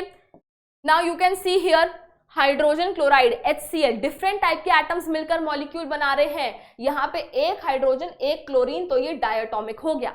H2O 2 हाइड्रोजन एक ऑक्सीजन, ट्राइटोमिक हो गया। NH3 एक नाइट्रोजन 3 हाइड्रोजन, टोटल 4, क्या हो गया, tetraatomic. Yes, carbon dioxide 1 + 2 which is 3, that is triatomic. इतनी बात क्लियर हो रही है आपको, समझ आ गई है बेटा कि मॉलिक्यूल्स की कहानी क्या है। तो अगर इतना सब समझ आ गया है तो एक बार मॉलिक्यूल की इस डेफिनेशन को देख लो। मॉलिक्यूल की ये डेफिनेशन क्या कहती है, molecules are the smallest particle of an element or compound which can exist freely and shows all the properties of that substance। यार अगर लेट सपोज मेरे को वाटर के बारे में पढ़ना है, अगर मुझे वाटर के बारे में पढ़ना है तो मुझे दुनिया जहान का पानी लेने की जरूरत नहीं है, मुझे दुनिया का सारा पानी लेने की जरूरत नहीं है वाटर के बारे में पढ़ने के लिए। अगर मैं वाटर का केवल एक मॉलिक्यूल भी ले लूं तो भी मैं वाटर की प्रॉपर्टीज को पढ़ सकती हूं। तो देखो ये स्टेटमेंट क्या कहती है, molecules are the smallest particle of an element or compound जो फ्रीली एग्जिस्ट कर सकते हैं and shows all the properties of that substance। मुझे वाटर का पढ़ना है तो मुझे दुनिया का सारा पानी लेने की जरूरत नहीं है, मैंने एक मॉलिक्यूल उठाया वो प्रॉपर्टी शो कर देगा, ठीक है। तो ये है आपके मॉलिक्यूल्स, ये है आपके मॉलिक्यूल्स, ठीक है। तो इतनी बात आपको समझ आई है, एटम एंड मॉलिक्यूल, ये आपके चैप्टर का नाम था। एटम्स हम पढ़ चुके हैं, मॉलिक्यूल्स को हम समझ चुके हैं। तो जल्दी से क्या करेंगे, जल्दी से चैट में कौन सा इमोजी बनाएंगे, जल्दी से आप ऐसा करो, चैट में बना दो टाइगर, है ना। If you know you know, ठीक है, इफ यू डोंट नो तो कोई बात नहीं यार, एक टाइगर वाला इमोजी बना दो चैट में, तो मुझे पता लग जाएगा कि अभी तक मेरे बच्चों को सब कुछ क्लियर है। तो जल्दी जल्दी बनाएंगे, डन है, बन गया है। तो चलिए आगे बढ़ते हैं, राइट बच्चा। अगर हमें मॉलिक्यूल समझ आ गया है तो अब बारी आती है मॉलिक्यूलर मास को समझने की, ठीक है। तो what is molecular mass, molecular mass of a substance represents the number of times the molecule of that substance is heavier than 1/12 the mass of an atom of carbon 12 isotope। बिल्कुल यार वही कहानी है जैसे एटॉमिक मास के case में हम यहाँ पे एटम रख रहे थे, यहाँ पिज्जा के टुकड़े रख रहे थे, जितने पिज्जा के टुकड़े रखे उतना मास आ गया। मॉलिक्यूलर मास में भी यही करना है, बस एटम की बजाय यहाँ मॉलिक्यूल रख दो, यहाँ पिज्जा के टुकड़े रखो, हो गया काम। तो देखो molecular mass is of a substance represents the number of times the molecule of that substance is heavier than 1/12 the mass of an atom of carbon 12। yes, तो ये तो हो गया theoretical molecular mass, बट यार paper में हमारे को question पूछे जाएंगे। तो अब molecular mass निकालते कैसे हैं? मॉलिक्यूल क्या है? Group of atoms, group of atoms से मिलकर मॉलिक्यूल बनता है। तो किसी भी मॉलिक्यूल में जितने भी एटम्स हैं उन सारे एटम्स के मासेस को ऐड कर दो तो उस मॉलिक्यूल का मास आ गया। एज सिंपल एज दैट, ठीक है। तो देखो मॉलिक्यूलर मास कैसे कैलकुलेट करते हैं? As molecules are made up of 2 or more atoms of the same or different element and each atom has a different atomic mass। अगर मॉलिक्यूलर मास निकालना है तो जितने भी एटम्स हैं उस मॉलिक्यूल में उन सभी एटम के मासेस को ऐड कर दो। अगर मैं बात करती हूँ वाटर की, वाटर में क्या है? 2 hydrogen 1 oxygen, so 2 into atomic mass of hydrogen atom plus 1 into mass of oxygen atom. Yes, 1 into mass of oxygen. तो अब 2 into 1 plus 1 into 16 which will give you 2 plus 16 that is 18U। तो water का molecular mass कितना हो गया बेटा? 18U। बात करते हैं अगर CO2 की, CO2 में मेरे पास 1 कार्बन और मेरे पास 2 ऑक्सीजन है, तो 12 प्लस 16 प्लस 16, ठीक है। आपका आंसर कितना आ जाएगा? 44U। राइट बच्चा, इतना सिंपल है, इतना आसान है। तो चलिए अब इसकी कैलकुलेशन करिए। Molecular mass of Al2SO4 whole thrice, ठीक है। अगर मैं बात करती हूँ Al2SO4 होल थ्राइस की तो 2 into अल्यूमिनियम, क्योंकि मेरे पास 2 अल्यूमिनियम है, प्लस 3 into SO4। भाई ये जो 3 लगा हुआ है ना, ये मत करना मैम, 3 4s are 12, तो SO12, वाव। या फिर सिर्फ 3 इसके साथ मल्टीप्लाई कर रहे हो, मतलब ये गलतियां मत करना। होल पे थ्राइस है, पूरे SO4 पे थ्राइस है, मतलब आपके पास 3 SO4 है, SO4 SO4 SO4। ओके, सो 3 into SO4, इसको आप फर्दर ओपन कर सकते हैं। 2 into aluminium plus 3 into 1 into S plus 4 into O, ये 0 नहीं है, ये O है। आप यहाँ सारी वैल्यूज पुट कर सकते हैं, आपका आंसर आ जाएगा। सो 2 into 27 plus 3 into 1 into 32 plus 4 into 16 calculate आप कर लेंगे, आपका आंसर आ जाएगा। बात करें अगर हम C6H12O6 की, तो 6 into carbon plus 12 into hydrogen plus 6 into oxygen. Yes, आप कैलकुलेशन कर सकते हैं। बात करें CuSO4.5H2O की, Cu plus S plus 4 into oxygen.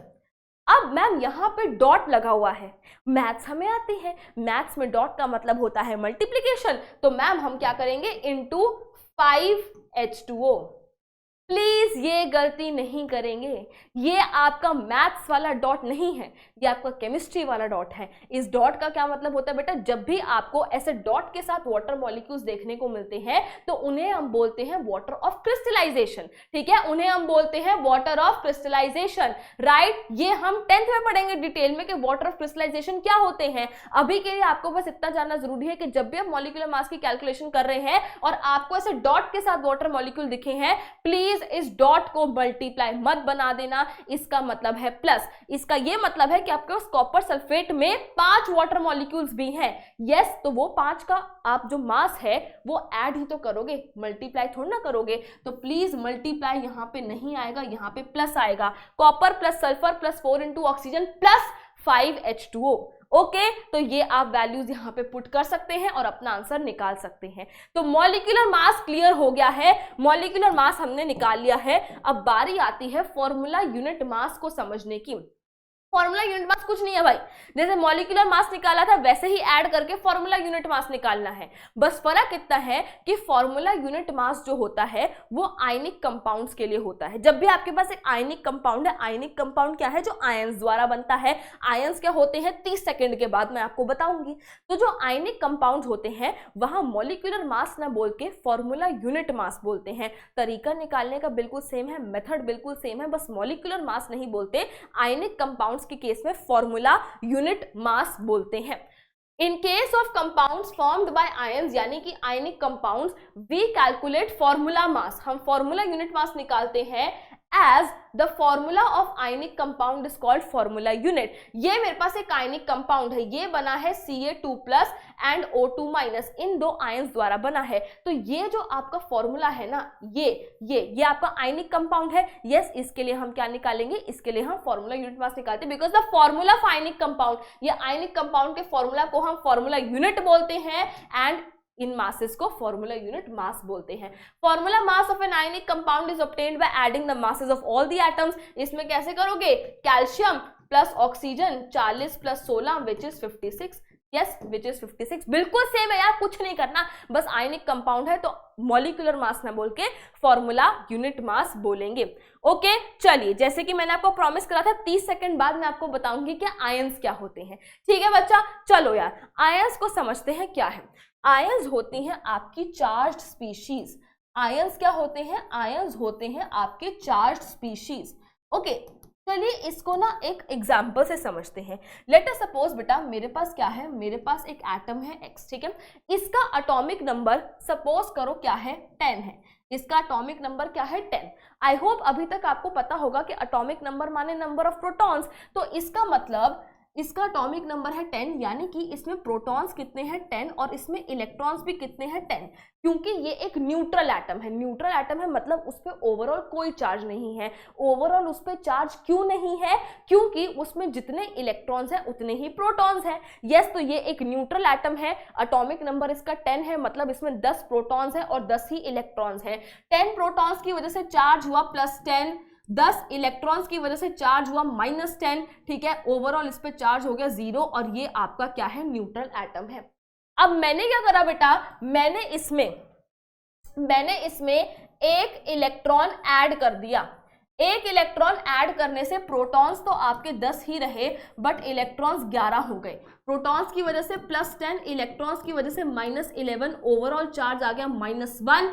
अब हम इसे कैसे लिखेंगे, अब हम इसे लिखेंगे ऐसे X-। Okay, on the other hand मैंने इसमें एक इलेक्ट्रॉन निकाल लिया, ठीक है, प्रोटॉन्स तो 10 ही रहे, एक इलेक्ट्रॉन निकल गया तो इलेक्ट्रॉन्स हो गए 9, प्रोटॉन्स की वजह से चार्ज हो गया +10, इलेक्ट्रॉन्स की वजह से -9, ओवरऑल चार्ज आ गया +1, इसे हम लिखेंगे X+।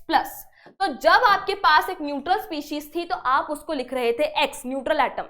अब आपके पास इलेक्ट्रॉन ऐड या इलेक्ट्रॉन लॉस की वजह से चार्ज आ गया। इलेक्ट्रॉन ऐड करा तो नेगेटिव चार्ज आ गया, इलेक्ट्रॉन रिमूव कर दिया या फिर इलेक्ट्रॉन निकाल दिया बाहर तो पॉजिटिव चार्ज आ गया। चार्ज तो आ गया ना, ये अब बन चुकी है चार्ज स्पीशीज। ये क्या है, ये है आपकी चार्ज स्पीशीज एंड इन्हीं चार्ज स्पीशीज को हम क्या बोलते हैं, आयंस बोलते हैं। इन्हीं चार्ज स्पीशीज को हम क्या बोलते हैं, आयंस बोलते हैं। यस, आपके पास 2 प्रकार के आयंस आपको देखने को मिल रहे हैं, इस पे नेगेटिव चार्ज है। नेगेटिवली चार्ज आयंस को अनायंस कहा जाता है, पॉजिटिवली चार्ज आयन को कटायन कहा जाता है। ठीक है, इसको आप ऐसे समझ सकते हैं, ये पॉजिटिव चार्ज है, ये हो गया आपका कटायन। ठीक है, राइट बच्चा, चलो जो मैंने आपको समझाया है वही यहाँ पे लिखा हुआ है।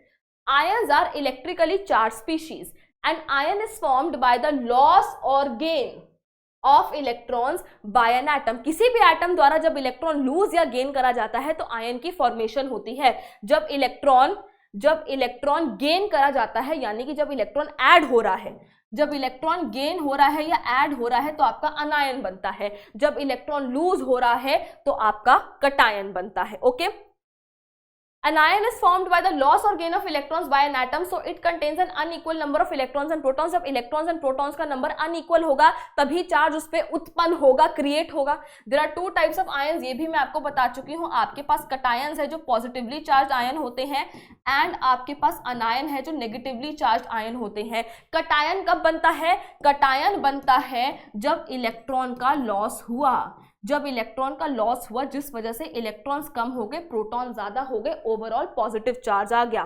देखो, जब इलेक्ट्रॉन का लॉस हुआ तो इलेक्ट्रॉन्स कम हो गए, प्रोटॉन ज्यादा हो गए, ओवरऑल पॉजिटिव चार्ज आ गया. सॉरी कहाँ थी मैं? ओहो, मैं कहाँ थी? ये रही.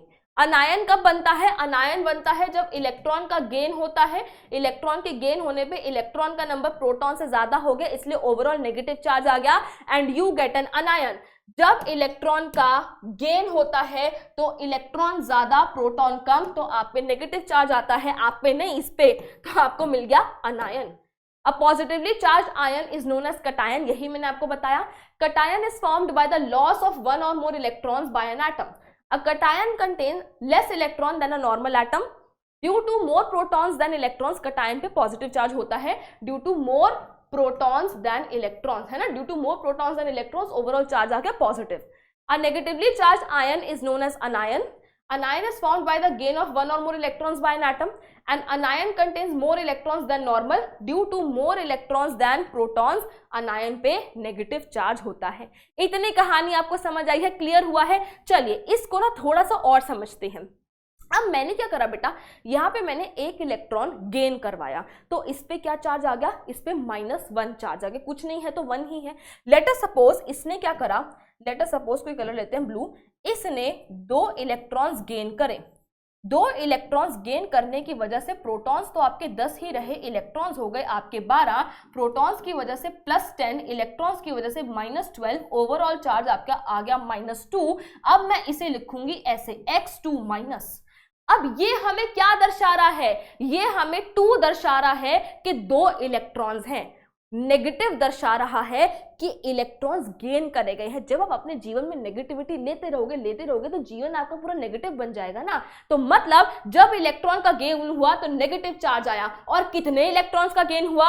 2 इलेक्ट्रॉन्स का गेन हुआ. तो इसको देख के आप समझ पा रहे हो कि ये क्या कहना चाहता है. यहाँ पे देखो, यहाँ प्लस है, +1. प्लस का मतलब है कि इलेक्ट्रॉन का लॉस हुआ, और 1 का मतलब कि एक इलेक्ट्रॉन का लॉस हुआ. लेट अस सपोज अब यहाँ पे 2 इलेक्ट्रॉन्स का लॉस हो गया है. 2 इलेक्ट्रॉन्स का लॉस हुआ, आपके प्रोटॉन्स तो 10 ही रहे, इलेक्ट्रॉन्स आपके 8 हो गए, प्रोटॉन्स की वजह से +10, इलेक्ट्रॉन्स की वजह से -8, ओवरऑल आपका चार्ज आ गया +2. और इसे मैं लिखूंगी ऐसे, इसे मैं लिखूंगी ऐसे. अब इसको देख के क्या पता लग रहा है? प्लस को देख के पता लग रहा है आपने जीवन से नेगेटिविटी बाहर फेंकी तो जीवन पॉजिटिव हो गया ना. प्लस को देख के पता लग रहा है कि इलेक्ट्रॉन का लॉस हुआ है तभी पॉजिटिव चार्ज आया. और कितने इलेक्ट्रॉन्स का लॉस हुआ? 2 इलेक्ट्रॉन्स का लॉस हुआ. क्लियर हुई है बात? समझ आई है कहानी? चलिए भाई बहुत बढ़िया, आगे बढ़ते हैं. आपकी एक और क्लासिफिकेशन है आयंस की. Simple ions, those ions which are formed by single atoms और आर कॉल्ड सिंपल आयंस. जैसे कि Na पॉजिटिव है ना, Cl- सिंगल एटम पे चार्ज है तो आपका सिंपल आयन है.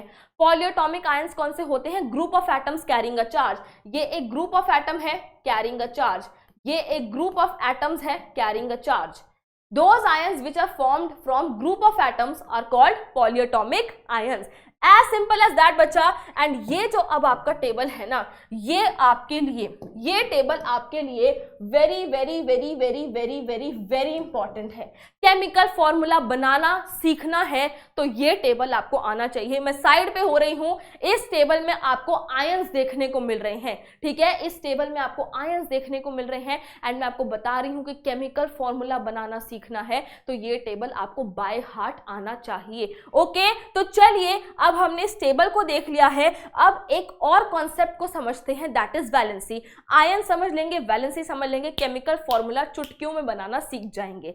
तो चलिए अब देखते हैं कि वैलेंसी क्या होती है. वैलेंसी होती है बेटा कंबाइनिंग कैपेसिटी. वैलेंसी क्या है? वैलेंसी है कंबाइनिंग कैपेसिटी. अब सवाल ये आता है कि एटम्स कंबाइन कर क्यों रहे हैं? भला नीड क्या पड़ी? ऐसे ही रह लेते या पूरी केमिस्ट्री बना दी, क्यों ही नीड पड़ी कंबाइन करने की।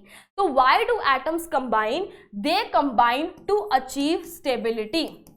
वो कंबाइन करते हैं स्टेबिलिटी अचीव करने के लिए।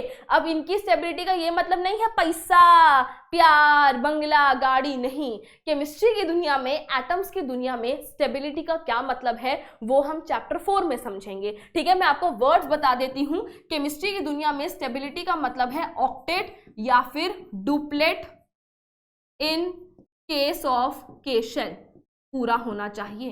भाई मैम ये क्या है, ये सब हम चैप्टर नंबर 4 में समझेंगे, बट अभी मैं आपको ये बता देती हूँ कि एटम्स क्यों कंबाइन हो रहे हैं स्टेबिलिटी अचीव करने के लिए। हम ह्यूमंस की तरह उनकी स्टेबिलिटी पैसा, प्यार, बंगला, गाड़ी नहीं होती, उनकी स्टेबिलिटी कुछ और होती है। वो क्या होती है चैप्टर 4 में समझेंगे। बट वो ये स्टेबिलिटी कैसे अचीव कर सकते हैं? वो ये स्टेबिलिटी 3 तरीके से अचीव कर पाते हैं। या तो इलेक्ट्रॉन को लूज कर दो, या इलेक्ट्रॉन को गेन कर लो, या फिर इलेक्ट्रॉन को शेयर कर लो।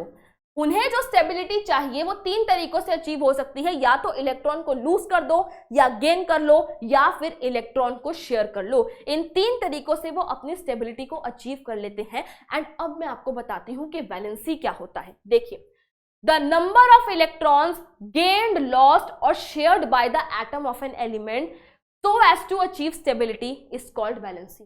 किसी भी एटम द्वारा, बहुत ध्यान से सुनना, किसी भी एटम द्वारा कितने नंबर ऑफ इलेक्ट्रॉन्स लूज करे जा रहे हैं, गेन करे जा रहे हैं, या फिर शेयर करे जा रहे हैं ताकि वो स्टेबिलिटी अचीव कर ले, उसी को क्या बोलते हैं? वैलेंसी बोलते हैं। The number of electrons lost, gained या shared by the atom of an element, किसी भी एटम द्वारा कितने number of electrons lost, gained या शेयर्ड हो रहे हैं ताकि वो स्टेबिलिटी अचीव कर ले, वही क्या है? वही है उसकी वैलेंसी। और स्टेबिलिटी क्या है चैप्टर 4 में समझेंगे, बट स्टेबिलिटी अचीव करने के लिए कितने नंबर ऑफ इलेक्ट्रॉन्स को लूज कर दे, गेन कर ले या फिर शेयर कर लिया, वही क्या है? वही उसकी वैलेंसी है। Okay, the combining capacity of an element is known as its valency. The valency can be used to find out the atoms, the valency can be used to find out how the atoms of an element will combine with the atoms of other element to form chemical compound. Basically combining capacity है, कौन किसके साथ combine हो रहा है, कितनों के साथ combine हो सकता है, कैसे होगा, ये सारी कहानी वैलेंसी आपको बताती है। वैलेंसी क्या है वो भी मैंने आपको बता दिया है। यस, क्लियर हो गई है बात, समझ आ गई है। वैलेंसी को इन डेप्थ और डिटेल में चैप्टर 4 में समझेंगे। अभी चैप्टर 3 के लिए इतना काफी है। चैप्टर 4 में फुल डिटेल में बताऊंगी वैलेंसी होती क्या है। तो वैलेंसी मेरे प्यारे बच्चों डन है। अब हम आ जाते हैं अपने इस चैप्टर के लास्ट टॉपिक पे। मोल कॉन्सेप्ट आपको पता है डिलीटेड है ना, बल्ले बल्ले बल्ले, ओके। बट हम आ जाते हैं अपने इस चैप्टर के लास्ट टॉपिक पे, that is writing the chemical formula. Chemical formula लिखना बहुत आसान है। सबसे पहली चीज आपको सिंबल्स पता होने चाहिए। मैं आपको कह रही हूँ सोडियम क्लोराइड का फॉर्मूला लिखो, आपको पता ही नहीं है कि सिंबल्स क्या है तो क्या फॉर्मूला लिखोगे यार, ठीक है। तो सबसे पहले अगर मैं कहती हूँ कि सोडियम क्लोराइड नहीं, कोई बढ़िया सा और ले लेते हैं, सोडियम क्लोराइड ही ले, इससे बढ़िया और क्या और है मेरे पास, बट उनका थोड़ा लेवल थोड़ा सा बताना पड़ेगा मुझे, ठीक है। सोडियम क्लोराइड ही मैंने ले लिया। अब इस टेबल में देखो Na पॉजिटिव कहाँ पे है, Na पॉजिटिव आपका ये रहा, क्लोराइड कहाँ पे है, Cl माइनस आपका ये रहा, ओके। Na पॉजिटिव ये रहा, Cl माइनस ये रहा। जो बेटा इन पे चार्ज है वही उनकी वैलेंसी है। मैंने एक बहुत इंपॉर्टेंट बात बोली है, ध्यान से सुनना। Charge on the ion is equal to valency of the ion. ध्यान से सुनना, charge on the ion is equal to valency of the ion. Sodium ने बेटा एक इलेक्ट्रॉन लूज करा, ध्यान से सुनो, सोडियम ने एक इलेक्ट्रॉन लूज करा, उस पे चार्ज आया +1। उसने एक इलेक्ट्रॉन लूज करा अपनी स्टेबिलिटी अचीव करने के लिए। चैप्टर नंबर 4 टेंशन नहीं लेनी। सोडियम ने एक इलेक्ट्रॉन लूज करा स्टेबल होने के लिए, उस पे चार्ज आ गया क्या, +1। लूज कितना करा, एक इलेक्ट्रॉन, और चार्ज आ गया उस पे +1। तो number of electron lost is valency, है ना। तो आप इस चार्ज को देख के वैलेंसी आइडेंटिफाई कर सकते हो ना, +1 यानी कि एक इलेक्ट्रॉन लूज करा। आपको पता लग गया कितने इलेक्ट्रॉन्स लूज करे, तो वैलेंसी आपको पता लग गई। तो सोडियम की वैलेंसी क्या हो गई, 1 हो गई। Cl माइनस, क्लोरीन ने एक इलेक्ट्रॉन गेन करा, नेगेटिव चार्ज बता रहा है कि इलेक्ट्रॉन का गेन हुआ है, और 1 बता रहा है कि एक इलेक्ट्रॉन का गेन हुआ है। आपको पता लग चुका है नंबर ऑफ इलेक्ट्रॉन्स गेन्ड है ना, वही उसकी वैलेंसी हो गई, तो इसकी भी वैलेंसी हो गई 1। अब हमारे को क्या करना है, अब हमारे को करना है टॉइंग टॉइंग, ये वाला मीम देखा ना तुमने। अब हमारे को क्या करना है, क्रॉस ओवर करना है, टॉइंग टॉइंग। अब इसको यहां ले जाना है, इसको यहां ले जाना है, Na1Cl1। कभी भी फाइनल फॉर्मूला में ये चार्जेस जो हैं वो नहीं लिखते, 1 नहीं लिखते, तो आपका फाइनल फॉर्मूला क्या हो गया बेटा, फाइनल फॉर्मूला हो गया आपका NaCl। ठीक है, चलो अब और देखते हैं। लेट अस सपोज मेरे पास है मैग्नीशियम सल्फेट। सबसे पहले तो मुझे सिंबल्स पता होने चाहिए, बिना सिंबल्स के मैं कैसे लिख सकती हूं। मैग्नीशियम आपको कहां देखने को मिल रहा है, ये रहा आपका Mg2+, ठीक है। सल्फेट आपका SO4 2-, ये रहा SO4 2-। जो इन पे चार्जेस हैं वही इनकी वैलेंसी है, यस यही मैंने आपको बताया। अब आप यहां देख पा रहे हो that you have common factor 2 2, इसको सिंप्लीफाई कर दो, ये क्या बन गया 1 1 बन गया। अब क्या करना है, टॉइंग टॉइंग, ये वाला यहाँ पे, ये वाला यहाँ पे। फाइनल फॉर्मूला में 1 नहीं लिखने होते, चार्जेस नहीं लिखने होते, तो आपका फॉर्मूला क्या बन गया, MgSO4।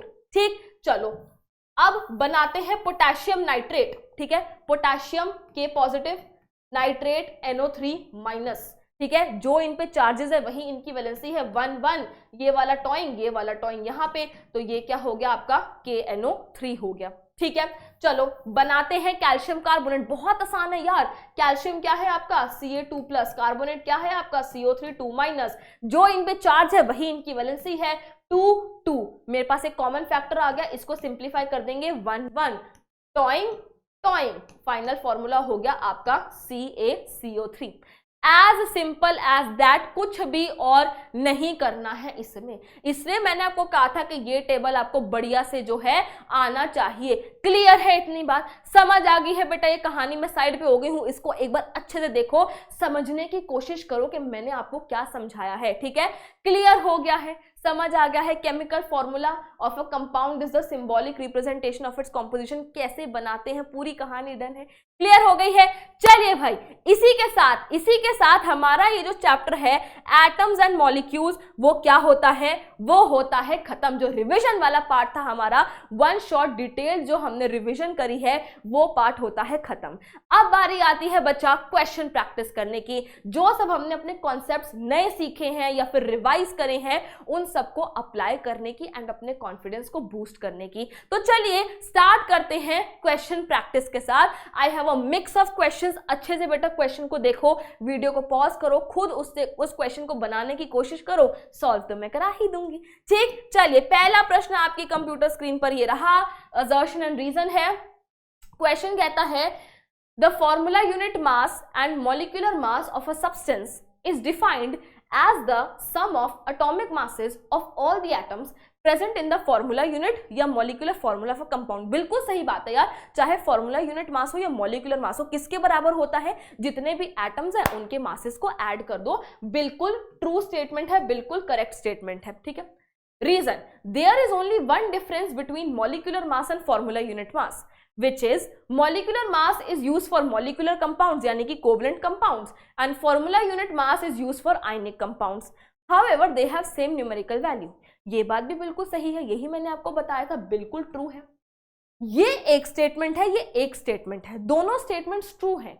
बट क्या ये रीजन इस असर्शन को एक्सप्लेन कर रहा है? ये बिल्कुल सही स्टेटमेंट है। ये एक और स्टेटमेंट है जो बिल्कुल सही है, बट इसका कोई एक्सप्लेनेशन नहीं है। This is not the explanation of this statement, है ना। तो ये भी ट्रू है, ये भी ट्रू है, but reason is not the correct explanation of the assertion, है ना। ये अपने आप में बिल्कुल सही है। माय नेम इज सान्या, ठीक है, आई टीच केमिस्ट्री, दोनों स्टेटमेंट सही है, but I teach chemistry, my name Sanya को कैसे एक्सप्लेन कर रहा है, समझने की कोशिश कर रहे हो आप। मेरा नाम है सान्या, ये असर्शन है, मैं केमिस्ट्री पढ़ाती हूं, ये रीजन है। दोनों स्टेटमेंट्स ट्रू है, but I teach chemistry, how is this statement explaining this statement कि मेरा नाम सान्या है, समझने की कोशिश कर रहे हो। इसीलिए दोनों ट्रू है, but this is not the correct explanation of this. तो हमारा करेक्ट आंसर क्या हो गया बेटा, both A and R true, but reason is not the correct explanation of assertion. तो करेक्ट आंसर है बी। ध्यान से क्वेश्चन को देखना है।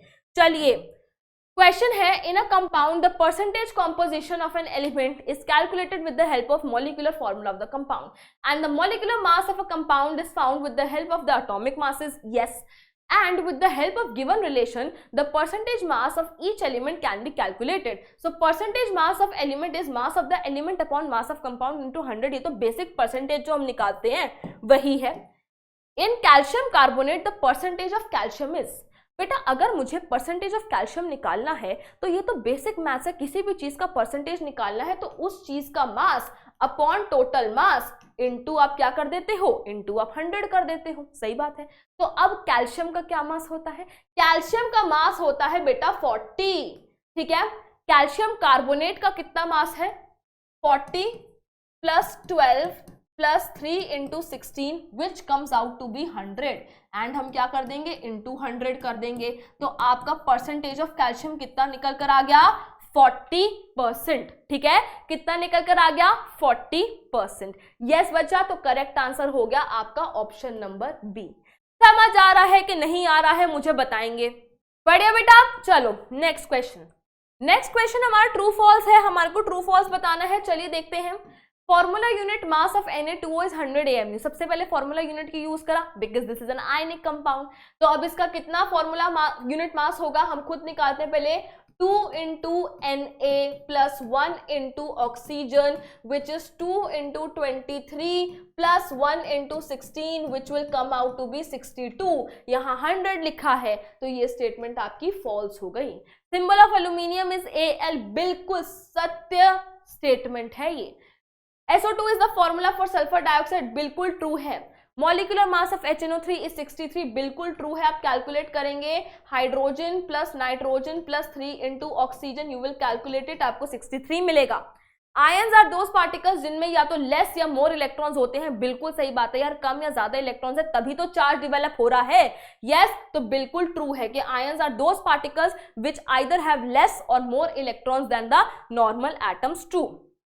Moving on to the next question. हमारे को क्या करना है, हमारे को फॉर्मूला दे रखा है उसके नाम से मैच करना है. तो NaHCO3 क्या होता है बच्चा? NaHCO3 होता है आपका sodium bicarbonate, that is first का हो गया A. Na3PO4 this is sodium phosphate. Sodium phosphate का ये रहा 2 का D.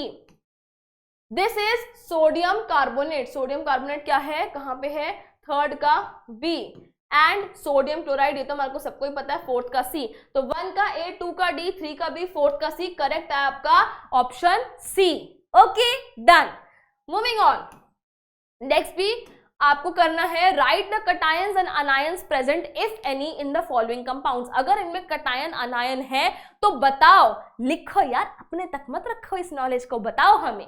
तो CH3COONA इसमें बिल्कुल बेटा आपके आयंस प्रेजेंट है. आपका CH3COO माइनस एंड आपका Na पॉजिटिव, ये इसमें आपके कटायन अनायन प्रेजेंट है. NaCl सबको पता है बेटा, Na पॉजिटिव इसमें है एंड आपका Cl माइनस है. H2 में कोई आयंस नहीं है भाई, H2 में कोई आयंस नहीं है. Okay then NH4 positive NO3 minus. Yes, तो हमने बता दी cation and anion if any. उसने कहा है भाई जरूरी नहीं है हो सब में, अगर है तो बता दो. बता दिए यार, मदद कर दी हमने. ओके चलिए next question. Give the formula of the compounds formed from the following set of elements. Calcium and fluorine का क्या फॉर्मूला बन सकता है? कैल्शियम ये रहा बेटा, फ्लोरीन ये रहा. कैल्शियम की वैलेंसी कितनी होती है? 2. फ्लोरीन की वैलेंसी होती है 1. सिंबल लिख लिया, वैलेंसी लिख लिया, टॉइंग टॉइंग. ठीक, ये यहाँ पे, ये यहाँ पे, तो ये आपका क्या बना? CaF2. 1 नहीं लिखते हैं फॉर्मूला में. ओके चलिए हाइड्रोजन एंड सल्फर. हाइड्रोजन ये रहा, सल्फर ये रहा. हाइड्रोजन की वैलेंसी 1, सल्फर की वैलेंसी 2. टॉइंग टॉइंग, ये आपका क्या बन गया? ये आपका बन गया H2S. Nitrogen and hydrogen. Nitrogen ये रहा, हाइड्रोजन ये रहा. नाइट्रोजन की वैलेंसी 3, हाइड्रोजन की 1. टॉइंग टॉइंग, ये आपका क्या बन गया? NH3. देन कार्बन एंड क्लोरीन. कार्बन ये रहा, क्लोरीन ये रहा. कार्बन की वैलेंसी 4, क्लोरीन की वैलेंसी हो गई 1. ये यहाँ CCl4. Okay, carbon tetra chloride.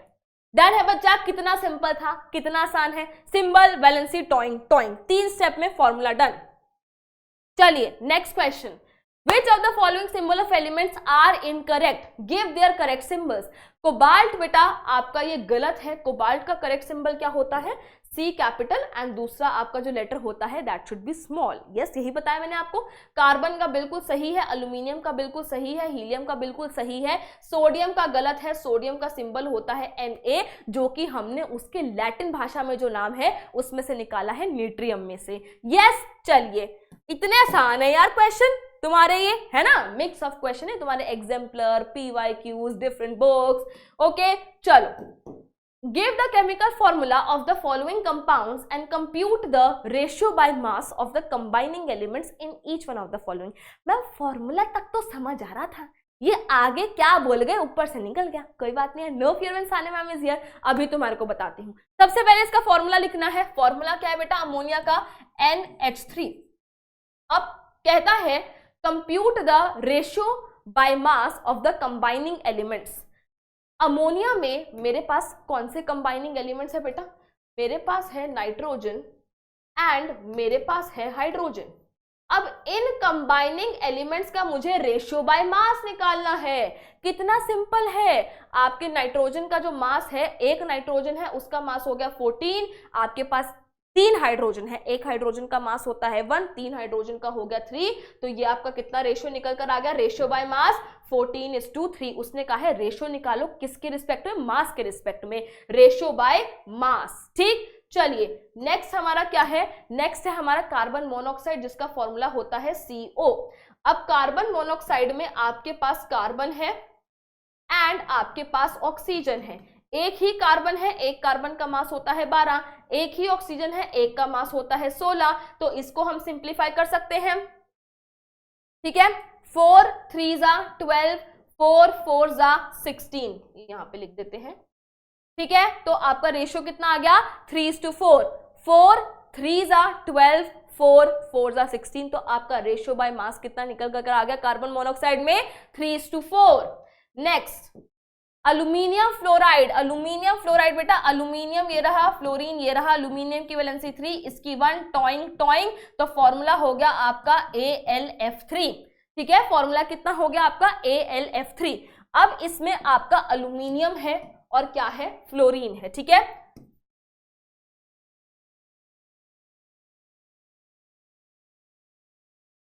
मेरे कंबाइनिंग एलिमेंट्स कौन से हैं? कंबाइनिंग एलिमेंट्स हो गए मेरे aluminium and fluorine. Ratio by मास कितना है?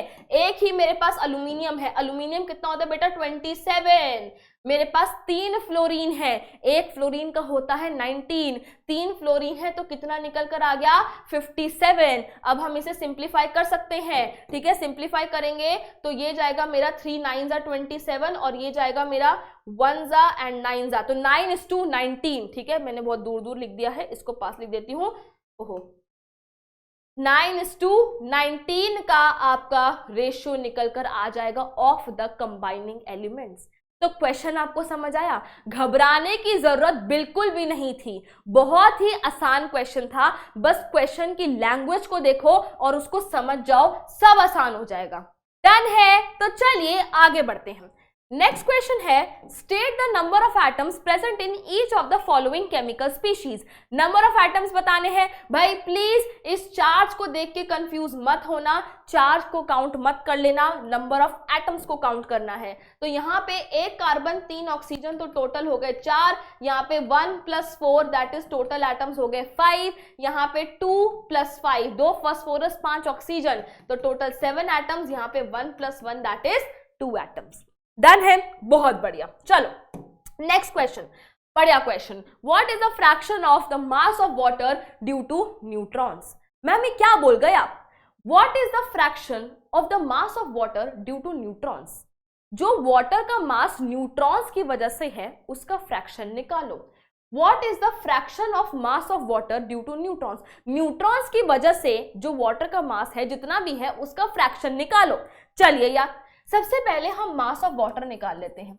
मास ऑफ वाटर कितना होता है बच्चा? ये तो हम सभी जानते हैं, वाटर जो ही आपका H2O है, it is 2 + 16 that is 18U। ठीक है, दैट इज 18U या 18 AMU। अब एक न्यूट्रॉन का मास कितना होता है? एक न्यूट्रॉन का मास होता है 1 AMU। एक न्यूट्रॉन का मास कितना होता है? एक न्यूट्रॉन का मास होता है 1 AMU। अब अगर मैं ये निकाल लूं कि वाटर में कितने न्यूट्रॉन्स हैं तो मैं फ्रैक्शन निकाल सकती हूं, ठीक है। चलो, अब आपका वाटर क्या होता है? वाटर है आपका H2O। आप लोगों को बहुत अच्छे से पता है कि हाइड्रोजन में तो न्यूट्रॉन्स नहीं होते। यस, चलो, हाइड्रोजन से न्यूट्रॉन्स तो नहीं आ रहे हैं। ऑक्सीजन में क्या होते हैं बेटा? ऑक्सीजन में आपके 8 न्यूट्रॉन्स होते हैं, 8 आपके प्रोटॉन्स होते हैं। अभी we are not concerned with protons, हमें न्यूट्रॉन्स निकालने हैं। तो पूरे वाटर मॉलिक्यूल में हाइड्रोजन से तो न्यूट्रॉन्स नहीं आ रहे हैं, ऑक्सीजन से सॉरी, पूरे वाटर मॉलिक्यूल में हाइड्रोजन से तो न्यूट्रॉन नहीं आ रहे हैं, ऑक्सीजन से 8 आ रहे हैं। तो पूरे वाटर मॉलिक्यूल में 8 न्यूट्रॉन्स हैं। एक न्यूट्रॉन का मास 1 AMU है, तो 8 न्यूट्रॉन्स का मास कितना हो गया? 8 न्यूट्रॉन्स हो गए आपके 8 AMU। यस, 8 न्यूट्रॉन्स हो गए आपके 8 AMU। अब टोटल मास वाटर का 18 है, जिसमें से जो 8 AMU है वो न्यूट्रॉन्स की वजह से है। तो अब मैं फ्रैक्शन आराम से निकाल सकती हूं। अब अगर मुझे फ्रैक्शन निकालना है, fraction of mass of water due to neutrons, water का मास है 18, जिसमें से 18 में से 8 जो है वो न्यूट्रॉन्स की वजह से है। तो फ्रैक्शन कैसे निकलेगा? 8/18। ठीक है, फ्रैक्शन कैसे निकलेगा? 8/18। तो हम यहाँ पे क्या कर सकते हैं? 4 and 9, दैट इज 4/9 आपका फ्रैक्शन आ गया। क्वेश्चन समझ आया? आंसर समझ आया? क्लियर है? चलिए भाई, बहुत बढ़िया। Last question for this session, classify each of the following on the basis of their atomicity। भाई, मॉलिक्यूल में कितने एटम्स हैं उस हिसाब से एटॉमिसिटी, एटॉमिसिटी के हिसाब से तुम्हारा mono, di, tri etcetera. Yes, F2 ये एक मॉलिक्यूल है जिसमें आपके 2 एटम्स है तो ये डायटोमिक हो गया। ये एक मॉलिक्यूल है जिसमें 4 एटम्स है तो ये टेट्राटोमिक हो गया। ये एक मॉलिक्यूल है जिसमें 2 एटम्स है तो ये डायटोमिक हो गया।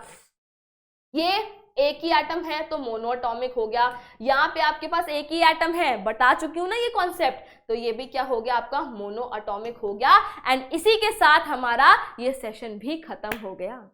तो समझ आया मेरे प्यारे बच्चों? क्लियर हुई है आपको एटम्स एंड मॉलिक्यूल्स की कहानी सानिया मैम की जुबानी? तो चलिए यार, इसी के साथ अपने सेशन को जो है खत्म करते हैं। मैंने बेटा बिल्कुल कोशिश करी है कि कम से कम टाइम आपका जो है, कम से कम टाइम में मैं आपको maximum content and good quality जो है क्वेश्चंस प्रोवाइड कर सकूं। क्वेश्चंस का तो अंत नहीं है, कंटेंट का भी अंत नहीं है, बट बिल्कुल ऑप्टिमम टाइम पीरियड में मैंने आपको बेस्ट टू बेस्ट रिविजन कराने की कोशिश करी है एंड क्वेश्चंस कराने की कोशिश करी है। एंड आई होप कि आपको ये सेशन अच्छा लगा होगा। एटम्स एंड मॉलिक्यूल्स की रिवीजन आपकी हो गई होगी, कॉन्फिडेंस आपका बढ़ गया होगा क्वेश्चन प्रैक्टिस करके, एंड आपको मजा आया होगा। तो अगर आपका जवाब है हाँ हाँ हाँ, तो प्लीज एक बार चैट में थम्स अप कर देंगे, लिख देंगे मैम ऑल क्लियर। अपने जो व्यूज हैं वो कमेंट्स में जरूर बता के जाएंगे। एंड इसी के साथ जो है बेटा हम अपने सेशन को खत्म करते हैं, राइट? तो आई होप कि आपको आज की क्लास में सब समझ आया होगा, मुझसे पढ़ने में मजा आया होगा। That's all for today from my side. Tata, bye bye, sayonara बच्चों।